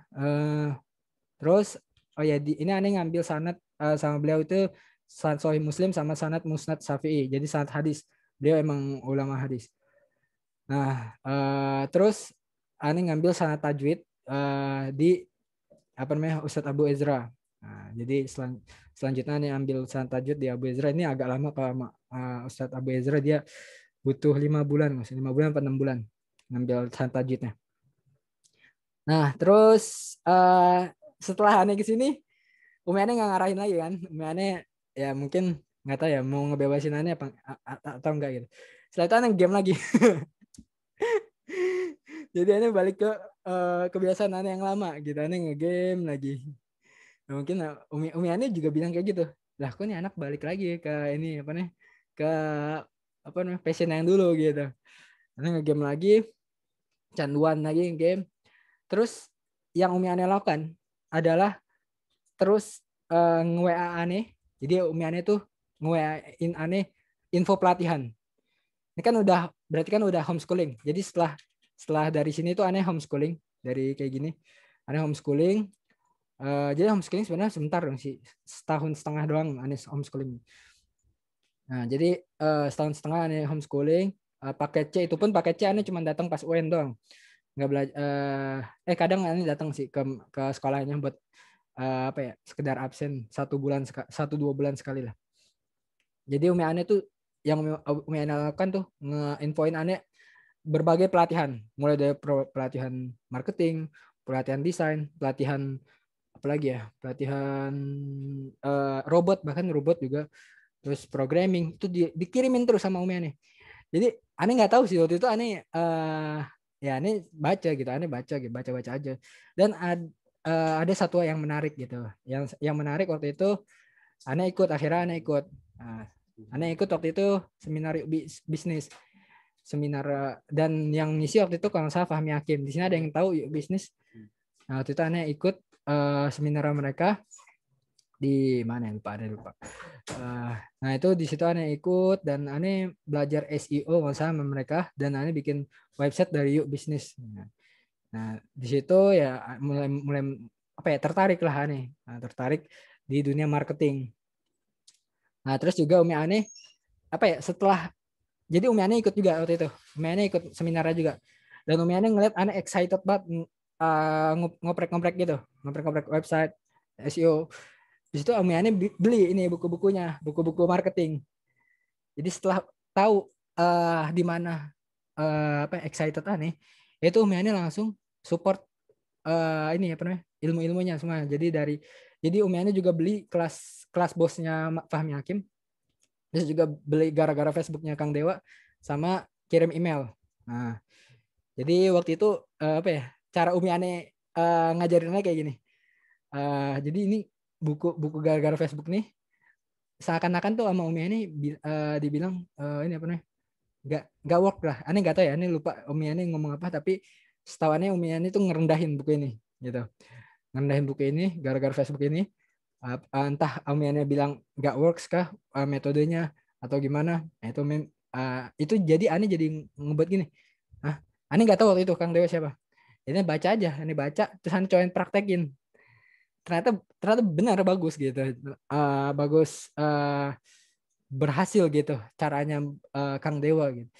Jadi kalau Bapak Ibu-ibu yang lihat di sini Facebook Ani kenapa like-nya sampai 400 sampai 500 sampai 700 kali posting. Ya itu gara-gara Kang Dewa ini. Jadi Ane ngeliat di bukunya Kang Dewa ini gara-gara Facebook Ane praktekin cara dia gitu.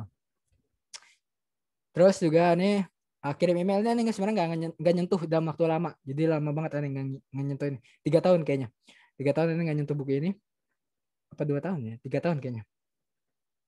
Tapi nanti akhirnya Ane sentuh sih. Ane praktekin. walaupun nggak pakai platformnya dia. Ini kan pakai platformnya kirim 4 email nih harusnya. Aneh nggak pakai platform itu waktu itu. Tapi ilmu-ilmunya bagus banget. Terus aneh nonton video ini. Nah, di sini aneh ngelihat Fiverr. Nah, ini aneh pertama kali kenal Fiverr. Nah, waktu itu aneh Om Yokobom ini dia jualan e-course Fiverr gitu. Nah, aneh minta sama Om aneh, boleh nggak nih ikut e-course ini. Alhamdulillah mau aneh disupport, dikasih duit lah, dibayarin gitu. Dibayarin untuk ikut kelasnya dia. Nah, habis itu aneh praktekin dan alhamdulillah menghasilkan. Waktu itu hari pertama langsung dapat $100 orderannya. Jadi ada 3 orderan di hari yang sama dan hampir di jam yang sama gitu. Dan sama itu 40, 20 gitu. $40, $40, $20. Nah, ini juga yang menjadi aneh lebih agamis di sini. Kenapa? Karena sebenarnya aneh nggak pecah telur selama 28 hari. Jadi aneh itu habis praktekin ini kayak nganggep metodenya nggak works nih gitu. Metodenya nggak works. Terus akhirnya aneh diemin gitu. Aneh diemin sampai 24 hari itu, di hari ke-24 aneh baru ngeh apa ada yang salah ya sama diri aneh gitu. Aneh mikir gitu. Akhirnya di hari ke-24 itu aneh cobain rajinin sholat tahajud sama sholat duha. Di situ aneh rajin setiap hari aneh sholat tahajud sama sholat duha. Baru 4 hari langsung dapat orderan $100. Dan itu jarang banget ada orang main Fiverr yang dapat orderan pertamanya $100. Biasanya yang paling $5, $10 gitu. Nah, ini langsung dikasih $100 sama Allah gitu. Jadi itu dia bersyukur banget, dari situ langsung semangat lagi tuh ratusan dolar. Jadi mungkin bagi yang ibu-ibu, bapak-bapak yang mikirnya anaknya kurang agamis, ya satu caranya tuh nggak cuman ngepesantrenin, bisa aja ngasih oh ya sebentar, orang tuanya juga ini setiap hari nyetel pengajian. Nah, itu mungkin yang poin pentingnya. Jadi aneh nyadar pas lagi kayak gitu, nggak tahu sih nggak setiap hari sih sebenarnya, tapi sering nge-style pengajian di rumah gitu. Jadi walaupun aneh nggak sadar waktu itu, maksudnya ya nggak peduli gitu. Waktu itu aneh masih agak skeptis sama agama gitu. Tapi gara-gara itu aneh jadi kena hidayah gitu. Aneh mikir apakah saya ada yang kurang dalam diri saya, akhirnya ngerajinin sholat tahajud dan sholat duha gitu. Nah, jadi gara-gara itu sebenarnya. Nah, jadi kayak gitu. Itu yang membuat akhirnya aneh semakin agamis, semakin banyak orderan, semakin agamis tadi. Jadi pertama kali aneh dapat hidayah ya mungkin di situ kali ya, di situ. Nah, terus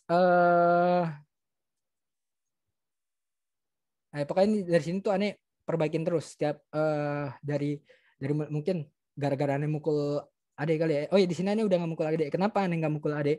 Kenapa aneh udah berhenti? Karena mungkin orang tua aneh dan aneh juga udah nggak dibully. Pertama aneh udah nggak dibully dan abi aneh udah berubah. Jadi abi aneh itu udah nggak mukul aneh lagi.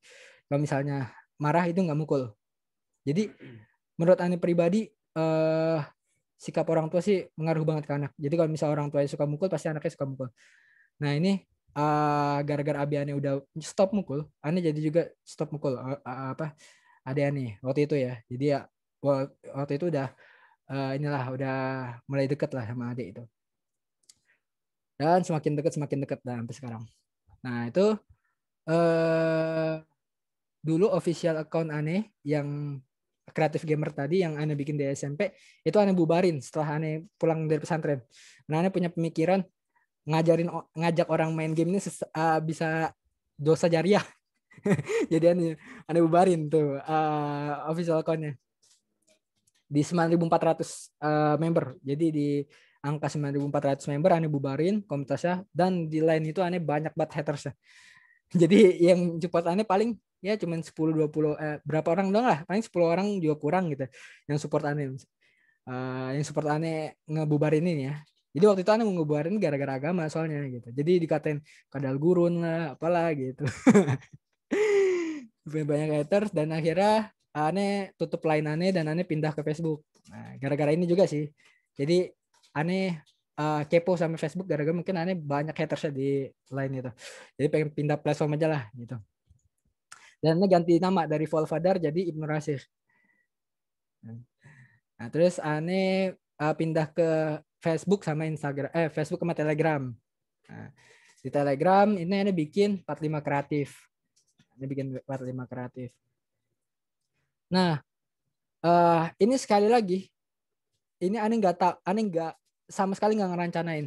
Aneh yakin 100% ini dari doa orang tua aneh. Jadi apa ya, bikin kontes ini impact-nya gede banget ternyata. Setelah aneh pikir-pikir ini impact-nya gede banget. Jadi aneh bikin kontes ini dan aneh punya pemikiran, dan ini sekali lagi pemikirannya aneh yakin dari ya Allah yang nurunin gitu, dari doa orang tua aneh. Jadi aneh punya pemikiran gini, gimana ya cara belajar sama senior tapi dijawabnya lengkap gitu, jawabnya detail. Kalau aneh japri pasti aneh dijawabnya cuman sekedar lihat link di YouTube aja gitu. Nah, akhirnya aneh punya pemikiran gimana kalau aneh bikin komunitas, terus di situ aneh kumpulin membernya sampai waktu itu sampai 200 member, terus ngajak senior untuk sharing ke situ. Nah, jadi kayak gitu. Jadi semenjak itu aneh undang banyak banget senior di situ sampai 20 lebih enggak 19 kayaknya. 19 senior untuk, jadi ya enggak langsung tapi ya satu-satu gitu, satu-satu. Yang pertama ini mulai dari yang enggak terlalu terkenal gitu. Jadi yang jadi jago tapi enggak terlalu terkenal. Nah, ini mulai nih dari Asari Kurniawan. Dia menang percetakan biasa gitu.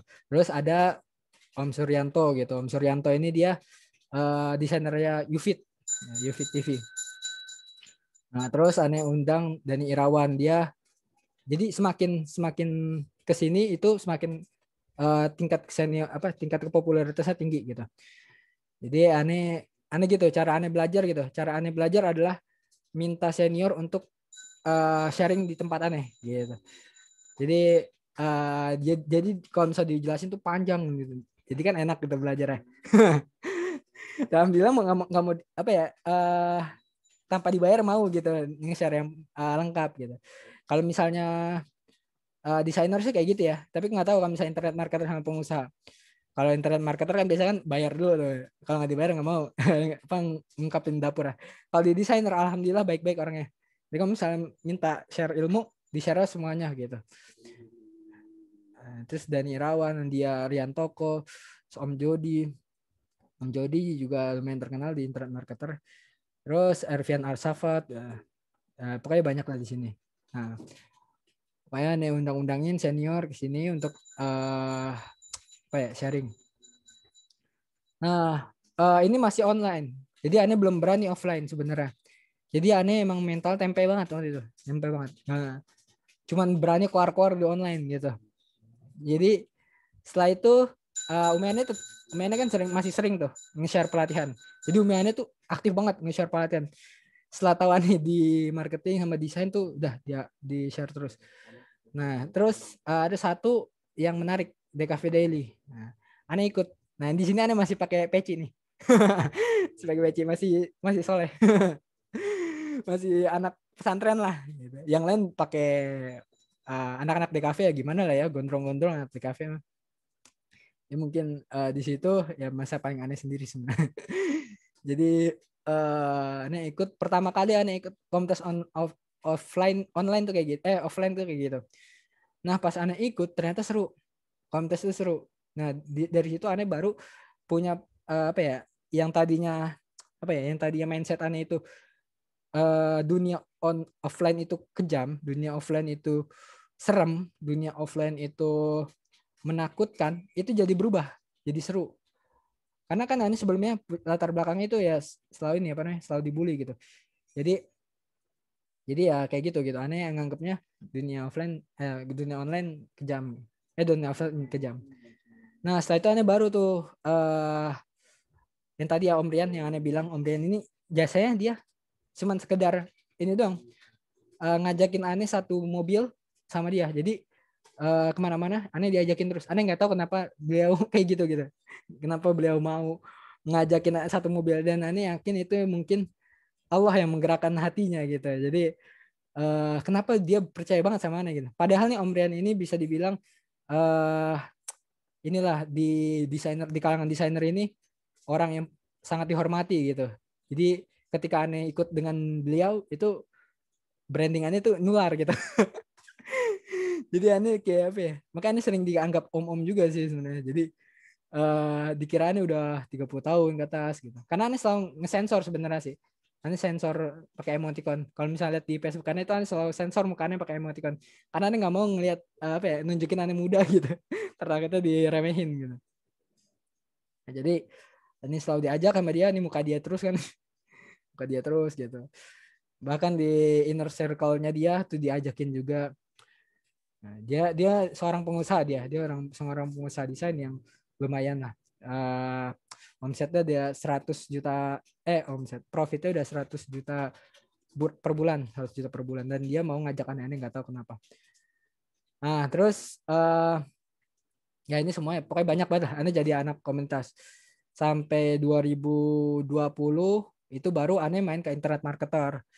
Nah, ini aneh udah kumpul-kumpul sama Kang Dewa, kumpul sama Om Iswan, Om Didi, ya pokoknya ini internet marketer semua lah isinya di sini. Nah, alhamdulillah diterima di komunitas desainer dan di komunitas internet marketer. Nah, itu mungkin yang ya alhamdulillah dari situ. Oh ya, ini circle-annya semuanya ini 70% bapak-bapak. Jadi gini, dari sini sebenarnya masih kurang serak sih sama komunitas offline. Pas ketemu Om Rian ini, pas diajakin sekali ke komunitasnya dia, komunitas yang dia ikutin, itu yang isinya bapak-bapak. Di situ Ana mulai merasa masa tenang di situ. Ani jadi bisa dibilang Ani itu lebih takut ketemu orang sepantaran, lebih gemeter ketemu orang sepantaran sama bapak-bapak, ibu-ibu gitu. Jadi kalau sama bapak-bapak, ibu-ibu Ana lebih rileks sebenarnya. Tapi kalau sama anak sepantaran grogi sebenarnya, karena Ana punya masih punya trauma gitu kalau misalnya sama orang sepantaran itu ya bakal dibully gitu. Pertama kali aneh ketemu ke komunitasnya Om Rian, itu aneh bener-bener kayak nggak nyangka banget. Jadi kalau di sekolah itu kan biasanya yang pertama dilihat itu fisik biasanya kalau sama orang sepantaran. Ih jelek banget nih anak gitu. Ih pendek banget. Jadi itu orang pendek waktu SMP itu pendek banget. Sekarang juga pendek sih. Jadi ya selalu dibully tentang itu. Pendek, miskin, jelek, burik, terus juga bego karena ini kan ranking 2 dari bawah gitu. Jadi ejekannya gitu-gitu aja. Nah, jadi dan beda pas aneh ke komunitas itu benar-benar support gitu. Dan dari situ aneh langsung nyaman gitu sama bapak-bapak gitu kalau ngumpul sama bapak-bapak. Karena nggak ada namanya caci-cacian gitu, cacian fisik apa lagi. Dan enaknya juga pembahasannya berbobot gitu. Mereka kadang kan ngebahas tentang bisnis, dan gibahnya senior itu kan lebih berilmu daripada gibahnya anak sepantaran. Karena sepantaran ya akhir-akhirnya membenci. Tapi kalau misalnya kalau gibahnya senior itu misalnya gini, si A timnya plagiat gitu. Nah, terus nanti kan diomongin tuh si A si timnya yang plagiat bla bla bla. Oh iya dia emang sering plagiat bla bla bla. Terus abis itu akhir-akhirnya biasanya ada solusinya. Ya misalnya kalau misalnya di tim lu gimana? Iya gue ada plagiat tapi gue ngelakuin kayak gini biar ngecegah. Oh kalau lu iya gue kayak gini biar cegah plagiat gitu. Jadi ini semuanya bisnis desain. Kalau di sini tuh bisnis desain semua. Ya, jadi kalau masalah utamanya kayak gitu. Nah kayak gitu. Jadi ya alhamdulillah banyak dapat ilmu dari sini. Jadi kayak misalnya manajemen keuangan dapat dari sini, marketing dapat dari sini, ngedesain dapat dari sini. Jadi banyak banget lah ilmu dari komunitas ini. Jadi dari komunitas ke komunitas aneh ikut. Nah itu dia, dan aneh pokoknya ini selalu pede kalau misalnya bapak-bapak lah. Kalau anak sepantaran justru aneh bisa gemeter. Nah kayak gitu. Dan ada aneh waktu itu nyobain apakah setelahnya ini ya, setelahnya banyak join komunitas, apakah komunitas anak-anak oke gitu, maksudnya ini akhirnya ikut ini beralumni. Jadi dia udah lama banget aneh nggak alumni itu. Cuman sekali kayaknya ini cuman datang di alumni itu. Jadi kalau ada alumni lagi. Reuni. Kalau ada reuni ini cuma datang cuman sekali lah. Nah, itu aneh datang ternyata sama aja dibahasnya fisik gitu. Fisik lah, terus habis itu pamer-pamer gitu, pamer-pamer jam tangan mewah, tas branded, permen sepatu branded, pokoknya sepatu mahal gitu. Kalau anak Jakarta kan gitu. Beda banget kalau sama komunitas ini, komunitas bapak-bapak yang dia omongin irit gitu ya. Irit gitu, gimana cara irit. Terus pakaiannya sederhana semua gitu, bayangin sederhana semua.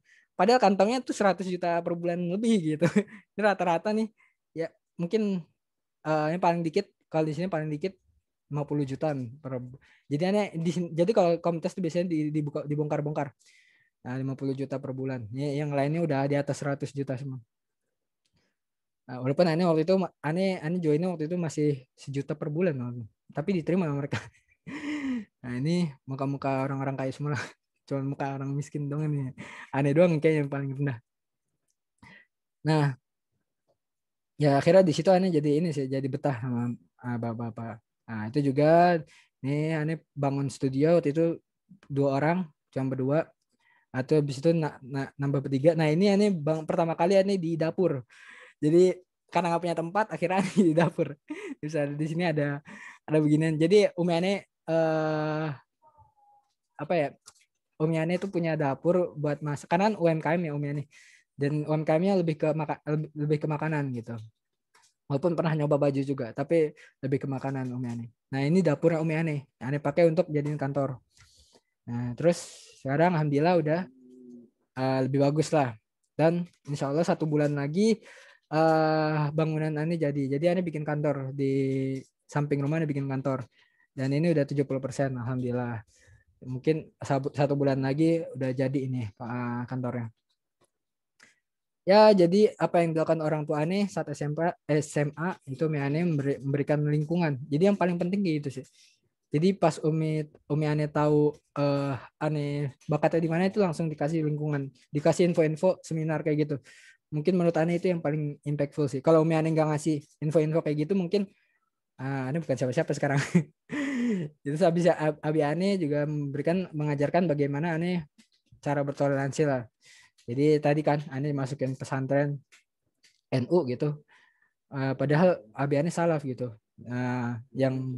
Dan orang NU tuh biasanya ngajak orang salaf tuh wahabi gitu. Nah, pokoknya diajak-ajak lah. Terus Umi Ane juga selalu memberikan info-info seputar dunia yang Ane suka gitu. Jadi ya selalu ngarahin lah. Jadi waktu Umi tahu Ane waktu interview Umi Ane nanyain kenapa sih Umi biarin gitu AS ngegame gitu. Dan apa ya, kenapa support gitu. Karena Umi Ane bilang yang Umi lihat bukan gamenya, tapi yang Umi lihat kok lihai banget AS gunain laptop gitu. Jadi Ane waktu itu cepet banget lah tangannya. Dan Umi Ane ngeliat gitu. Dan akhirnya ya Umi Ane berpikir gimana caranya yang sama-sama di laptop, sama-sama gunain laptop, skill yang sama-sama gunain laptop. Ya, waktu itu makanya diarahinnya ke ke programming, ke desain, ke internet marketing kayak gitu. Jadi itu yang dilakukan oleh orang tua Ane. Alhamdulillah, terima kasih Bapak-Bapak Ibu sekalian yang sudah mendengarkan seminar ini sampai akhir. Oke, kalau begitu Ane serahkan kepada Mas Fikri. Silakan Mas. Kalau ada pertanyaan silakan tanya. Terima kasih Mas Ibnu, luar biasa sih penjelasannya ya. Menceritakan pengalaman dari kecil, bahkan dari lahir gitu ya. Kayak gitu. Sampai sekarang perjalanannya, kehidupannya gitu sangat menarik dan sangat berdinamika sekali ya sepertinya itu. Naik turunnya kayak gitu, banyak sekali pengalaman ya. Ternyata ya ada ya yang masa kecilnya seperti itu kayak gitu, luar biasa. Tapi Ya untuk teman-teman juga ya. Ini kita sudah masuk sesi diskusi gitu, tanya jawab. Yang ada pertanyaan boleh disampaikan di kolom chat ataupun juga nanti bisa langsung ditanyakan ya. Open mic-nya boleh kayak gitu. Tapi mungkin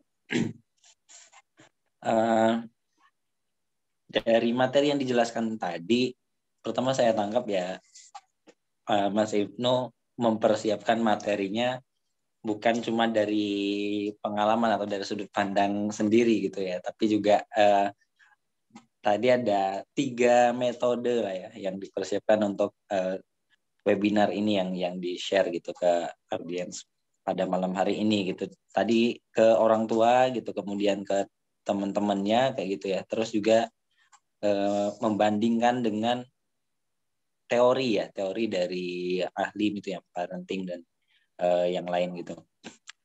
Luar biasa sih melakukan riset gitu ya sebelum menyampaikan gitu. Tapi yang saya penasaran adalah gimana rasanya Mas Ibnu ngobrol sama orang tua kayak gitu.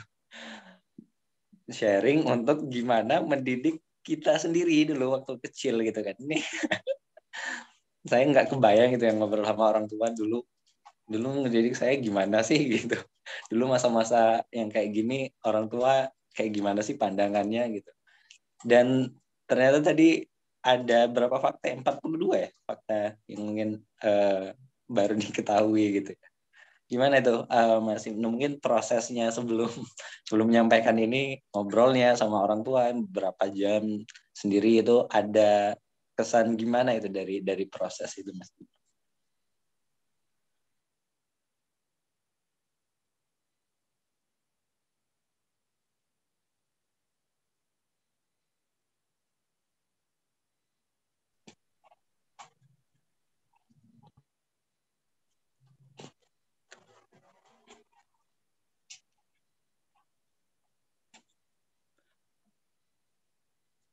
Halo, cek Mas Ibnu. Oh ini ya, kemute ya. Oh iya. Sorry. Nah, jadi ini emang orangnya transparan banget sama orang tua sebenarnya. Jadi sampai password HP, password laptop, password komputer itu semua orang tua tahu gitu. Jadi kalau misalnya orang tua mau akses pun ya ini nggak masalah gitu. Bahkan pakai HP ini pun nggak masalah. Jadi eh emang ini tuh santai banget sama orang tua, maksudnya kayak teman banget. Jadi kayak curhat juga sama dia, sama beliau gitu. Tapi kalau misalnya, terutama Umi ya, kalau Abi itu agak canggung sebenarnya. Karena ya pernah punya pengalaman buruk juga gitu sama Abi. Kayak gitu sih. Jadi ya santai aja gitu ngomong seperti itu. Karena udah biasa ya. Tapi Benar-benar.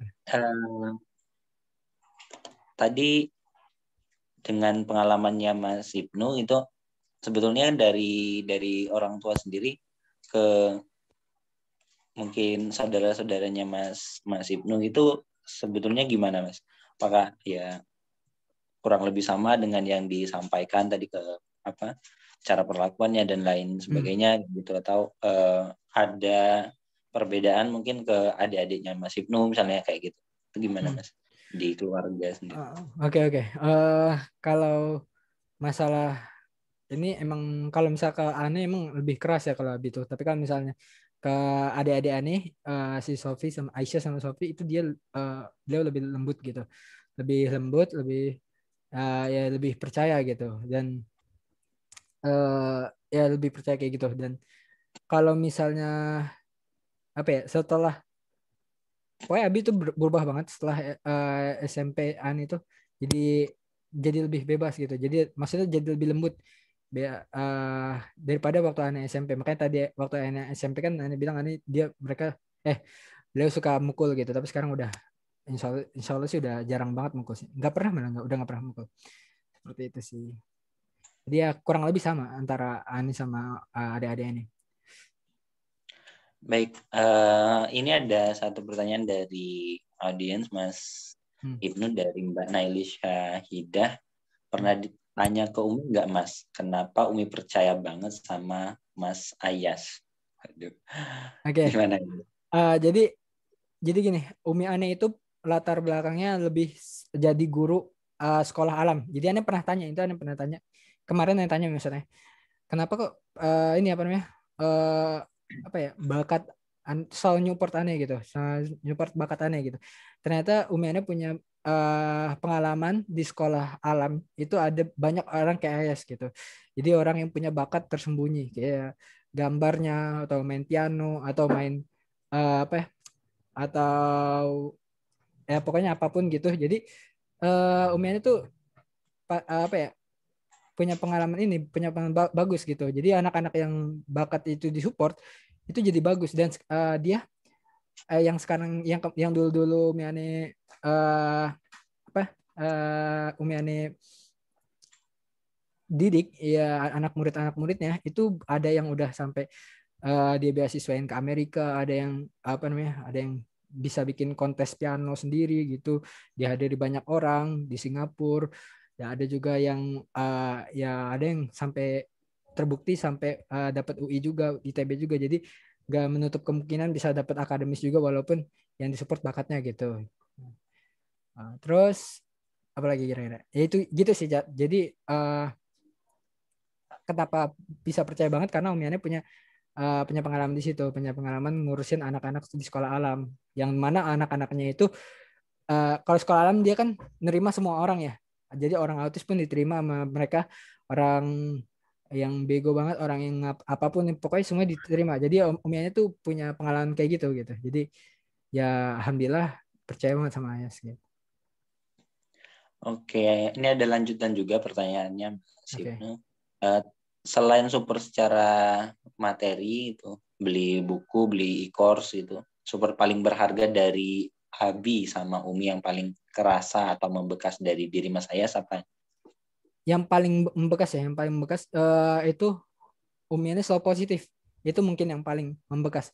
Jadi apapun misalnya gimana ya, jarang banget Umian tuh kayak misalnya nyindir orang gitu. Jadi selalu kasih masukan positif, setiap hari positif terus dan senyum terus. Ya ini juga senyum terus. Umian itu senyum terus.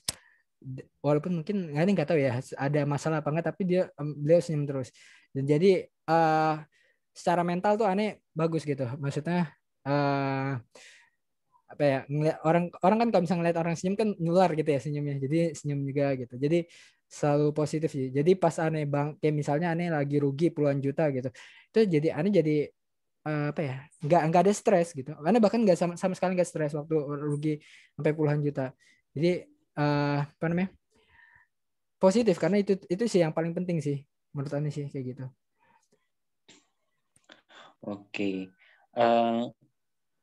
Tadi dari pengalaman banyak sekali sekolah mungkin ya, ya Mas ya, banyak sekali sekolah gitu, terutama di masa-masa mungkin setingkat SMA gitu kan, di pondok mana-mana kayak gitu.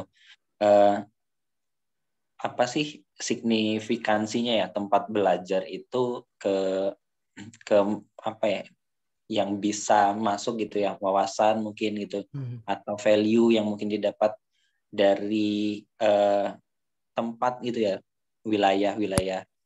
Ya kalau tadi misal kata Masnya menganggap satu sekolah misalnya sekolah NU itu sesat misalnya gitu, dengan stigma kayak gitu ya, belajar dengan stigma awal pada diri sendiri aja kayak gitu. Nah itu gimana, ada signifikansinya apa gitu nggak dari satu tempat ke tempat yang lain gitu? Yang paling berpengaruh sebetulnya apa sih Mas?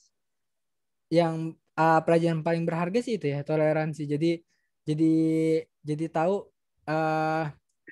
apa ya, berbagai sudut pandang gitu. Gimana cara orang NU berpikir, gimana cara orang Salafi berpikir. Nah itu aneh jadi apa ya? Jadi dan itu ngefek saat aneh bisnis ini. Jadi saat aneh berpartnership dengan para senior itu kenapa senior suka partnership dengan aneh, selalu ngajakin aneh partneran itu karena aneh biasanya menghargai pendapat mereka gitu. Jadi kalau mereka berpendapat itu aneh selalu ya aneh pikirkan kenapa mereka berpendapat kayak gitu. Pokoknya itu yang menurut aneh yang berpikir secara apa ya, kritis mungkin ya, apa gimana ya, ya pokoknya nggak nggak batu banget. Itu mungkin yang membuat senior tuh ya suka gitu sama Ane gitu. Ya itu ya dugaan Ane sih. Kenapa Om Rian selalu suka ngajak Ane walaupun Ane bocah gitu. Mungkin pemikiran Ane udah nyampe situ gitu. Mungkin seperti itu. Oke, tapi gini Mas, di masa-masa seperti itu kan pasti karena juga saya dulu mengalami gitu ya masa-masa misalkan dari SMP gitu naik ke SMA gitu di saat teman-teman yang lain mungkin milih kamu SMA mana misalnya kayak kamu SMA mana, oh ini Iya iya. sekolah di sini kayak gitu. Iya. Nah, dan dulu gimana Mas mengalami masa-masa itu kayak gitu?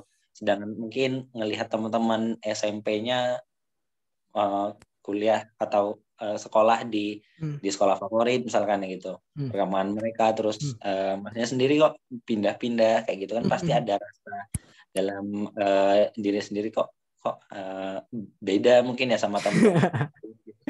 Sekolah formal ya lurus saja kayak gitu. Nah itu mengatasi apa ya?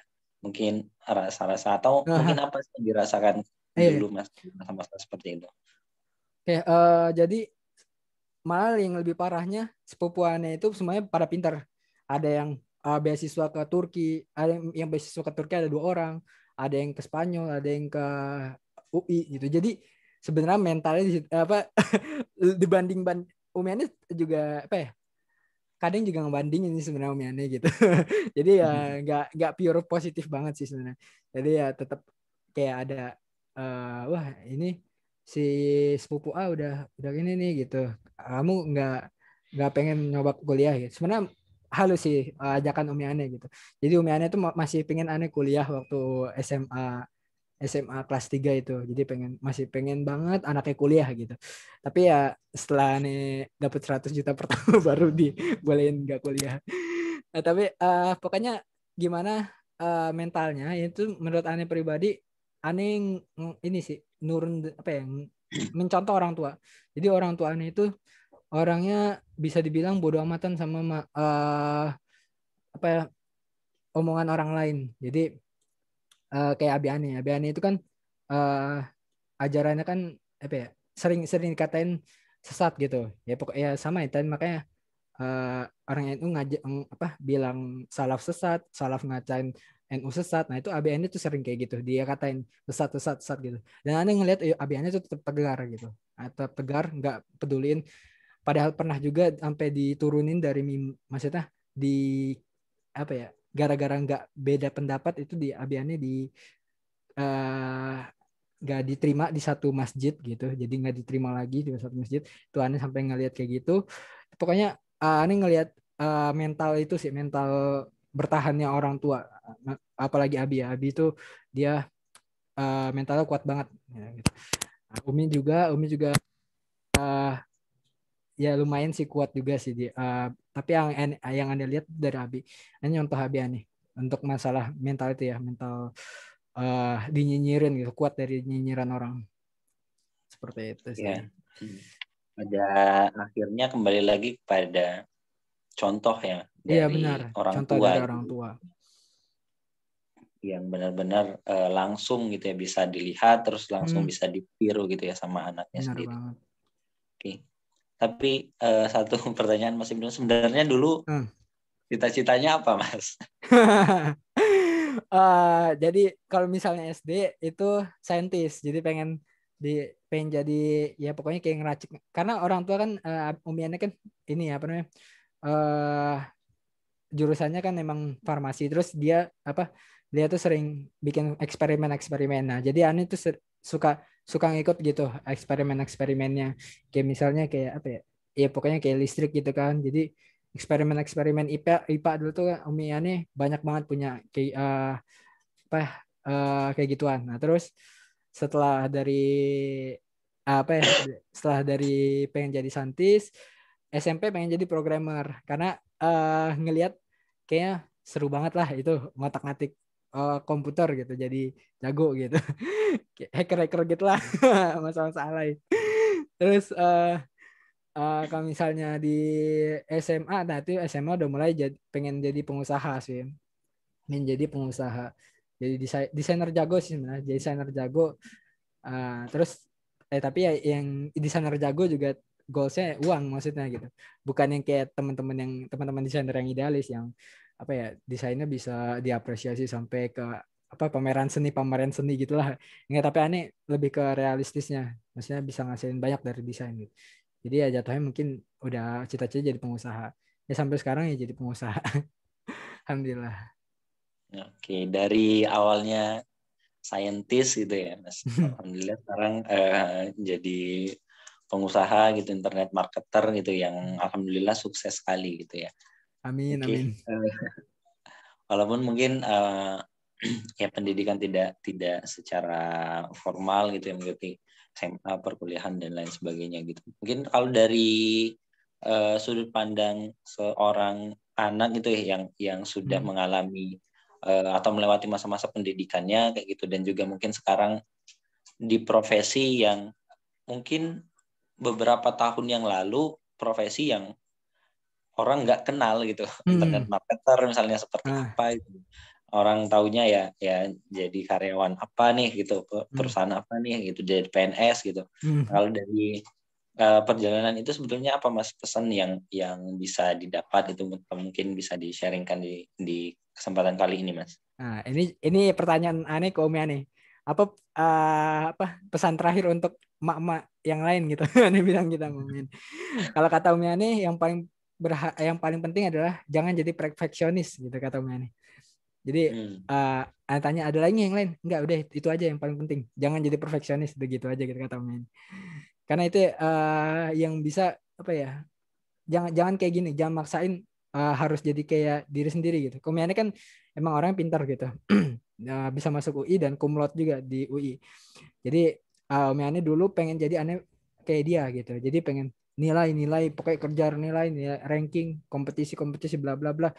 Nah tapi setelah masuk sekolah alam itu ya baru kebuka tuh kan Omiane. Nah, jadi intinya jangan jadi perfeksionis, jangan pengen anak itu apa ya, nilai perfect itu sama kayak diri kita gitu kalau kata Omiane sih. Itu yang penting. Oke. Sudah hampir 2 jam kita sharing pada malam hari Waduh, ini. lumayan. Luar biasa ini, Luar seru biasa. sekali Mas. Mudah-mudahan ini pengalaman Alhamdulillah. bisa jadikan pelajaran gitu ya. Di akhir sesi mungkin bisa ditutup dengan satu closing statement untuk teman-teman semua yang ada di sini. Silakan Mas. Oke, Bismillah. Sebenarnya ini nggak pantas sih ngomong kayak gini. Tapi ya kalau menurut Ane sih ya tadi ya pola yang sama yang Ane lihat di teman-teman yang lain yang punya yang nasibnya sama kayak Ane, itu orang tuanya support banget sama ininya sama bakat anaknya. Jadi yang paling penting sih itu. Jadi ya oh ya ini ada satu juga yang Ane, ada satu teman yang sebentar. Ada satu teman yang dia masih muda banget. Dia masih 14 tahun, 14 tahun tapi udah 30 jutaan lebih penghasilannya. Nah, itu dia bilang sih kenapa dia apa ya? Di apa ya? Kenapa dia bisa sampai segitu? Kok bisa kepikiran nggak apa ya? Dapetin duit di usia muda banget. Ya dia bilang karena orang tua saya banggain saya gitu. Jadi sering orang tua nge-share ke WhatsApp story, kata dia saya sering ngeliat WhatsApp story ibu saya gitu, isinya ngeliatin saya lagi ngotak-ngatik apa gitu. Jadi mulai dari hal yang kecil yang nggak kelihatannya remeh gitu. Jadi mungkin kayak bukan prestasi yang wah gitu, tapi orang tuanya udah ngebanggain dia gitu, udah ngebanggain dia kayak wih anak saya gambarnya bagus nih gambarnya gitu di WhatsApp story. Jadi anak itu pede gitu sama bakatnya. Dan akhirnya diasah terus sama dia. Dan sampai dia gede tuh dan ya kayak gitu. Dan Ani juga mungkin Ani merasakan kayak gitu sih. Tapi ya bedanya bukan di WhatsApp story sih, di Facebook Umi Ani biasanya dibanggain atau di kalau ketemu teman-teman Umi Ani gitu. Kalau teman-teman biasanya kan kalau misalnya ketemu teman-teman Umi Ani itu teman-teman Umi Ani pada bilang pada ngebanggain anaknya tentang formalnya gitu. Ini anak saya udah masuk UI, anak saya udah masuk ITB gitu. Tapi Umi Ani nggak ini nggak diem, maksudnya Karena kan aneh kan pakai C ya, nggak ada yang bisa banggain gitu. Tapi aneh ngebanggain aneh gitu. Tapi anak saya jago banget desain loh. Sampai bisa begini. Padahal sebenarnya remeh gitu. Tapi ya alhamdulillah gara-gara itu ya aneh jadi apa ya? Bangga juga gitu. Ikut pengen lebih ngebuktiin bakat aneh itu lebih bisa bagus gitu. Sampai sekarang malah lebih bangga lagi Umian ya kalau cerita sama teman-temannya. Gitu sih. Terima kasih sekali lagi teman-teman semua.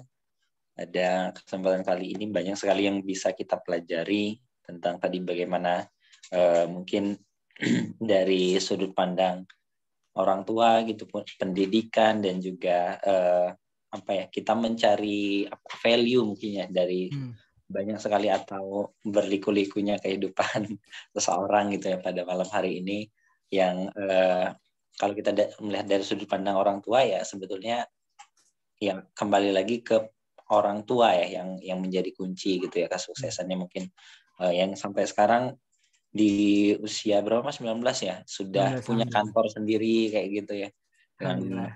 yang bermiliaran seperti itu. Oke, sekali lagi terima kasih Mas untuk kesempatannya, ilmunya, sharingnya kayak gitu.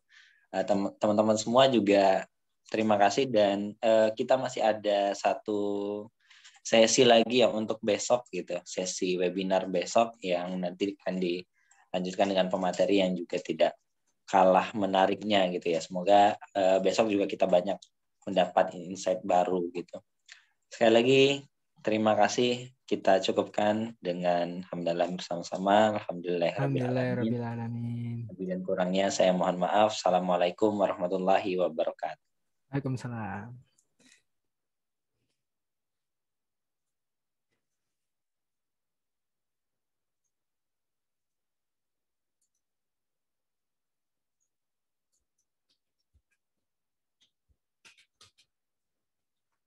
Wafikum jazakallah. Kak Salsabila. Sama-sama. Wafikum barakallah. Mbak Nail. Oke, bye-bye. Assalamualaikum.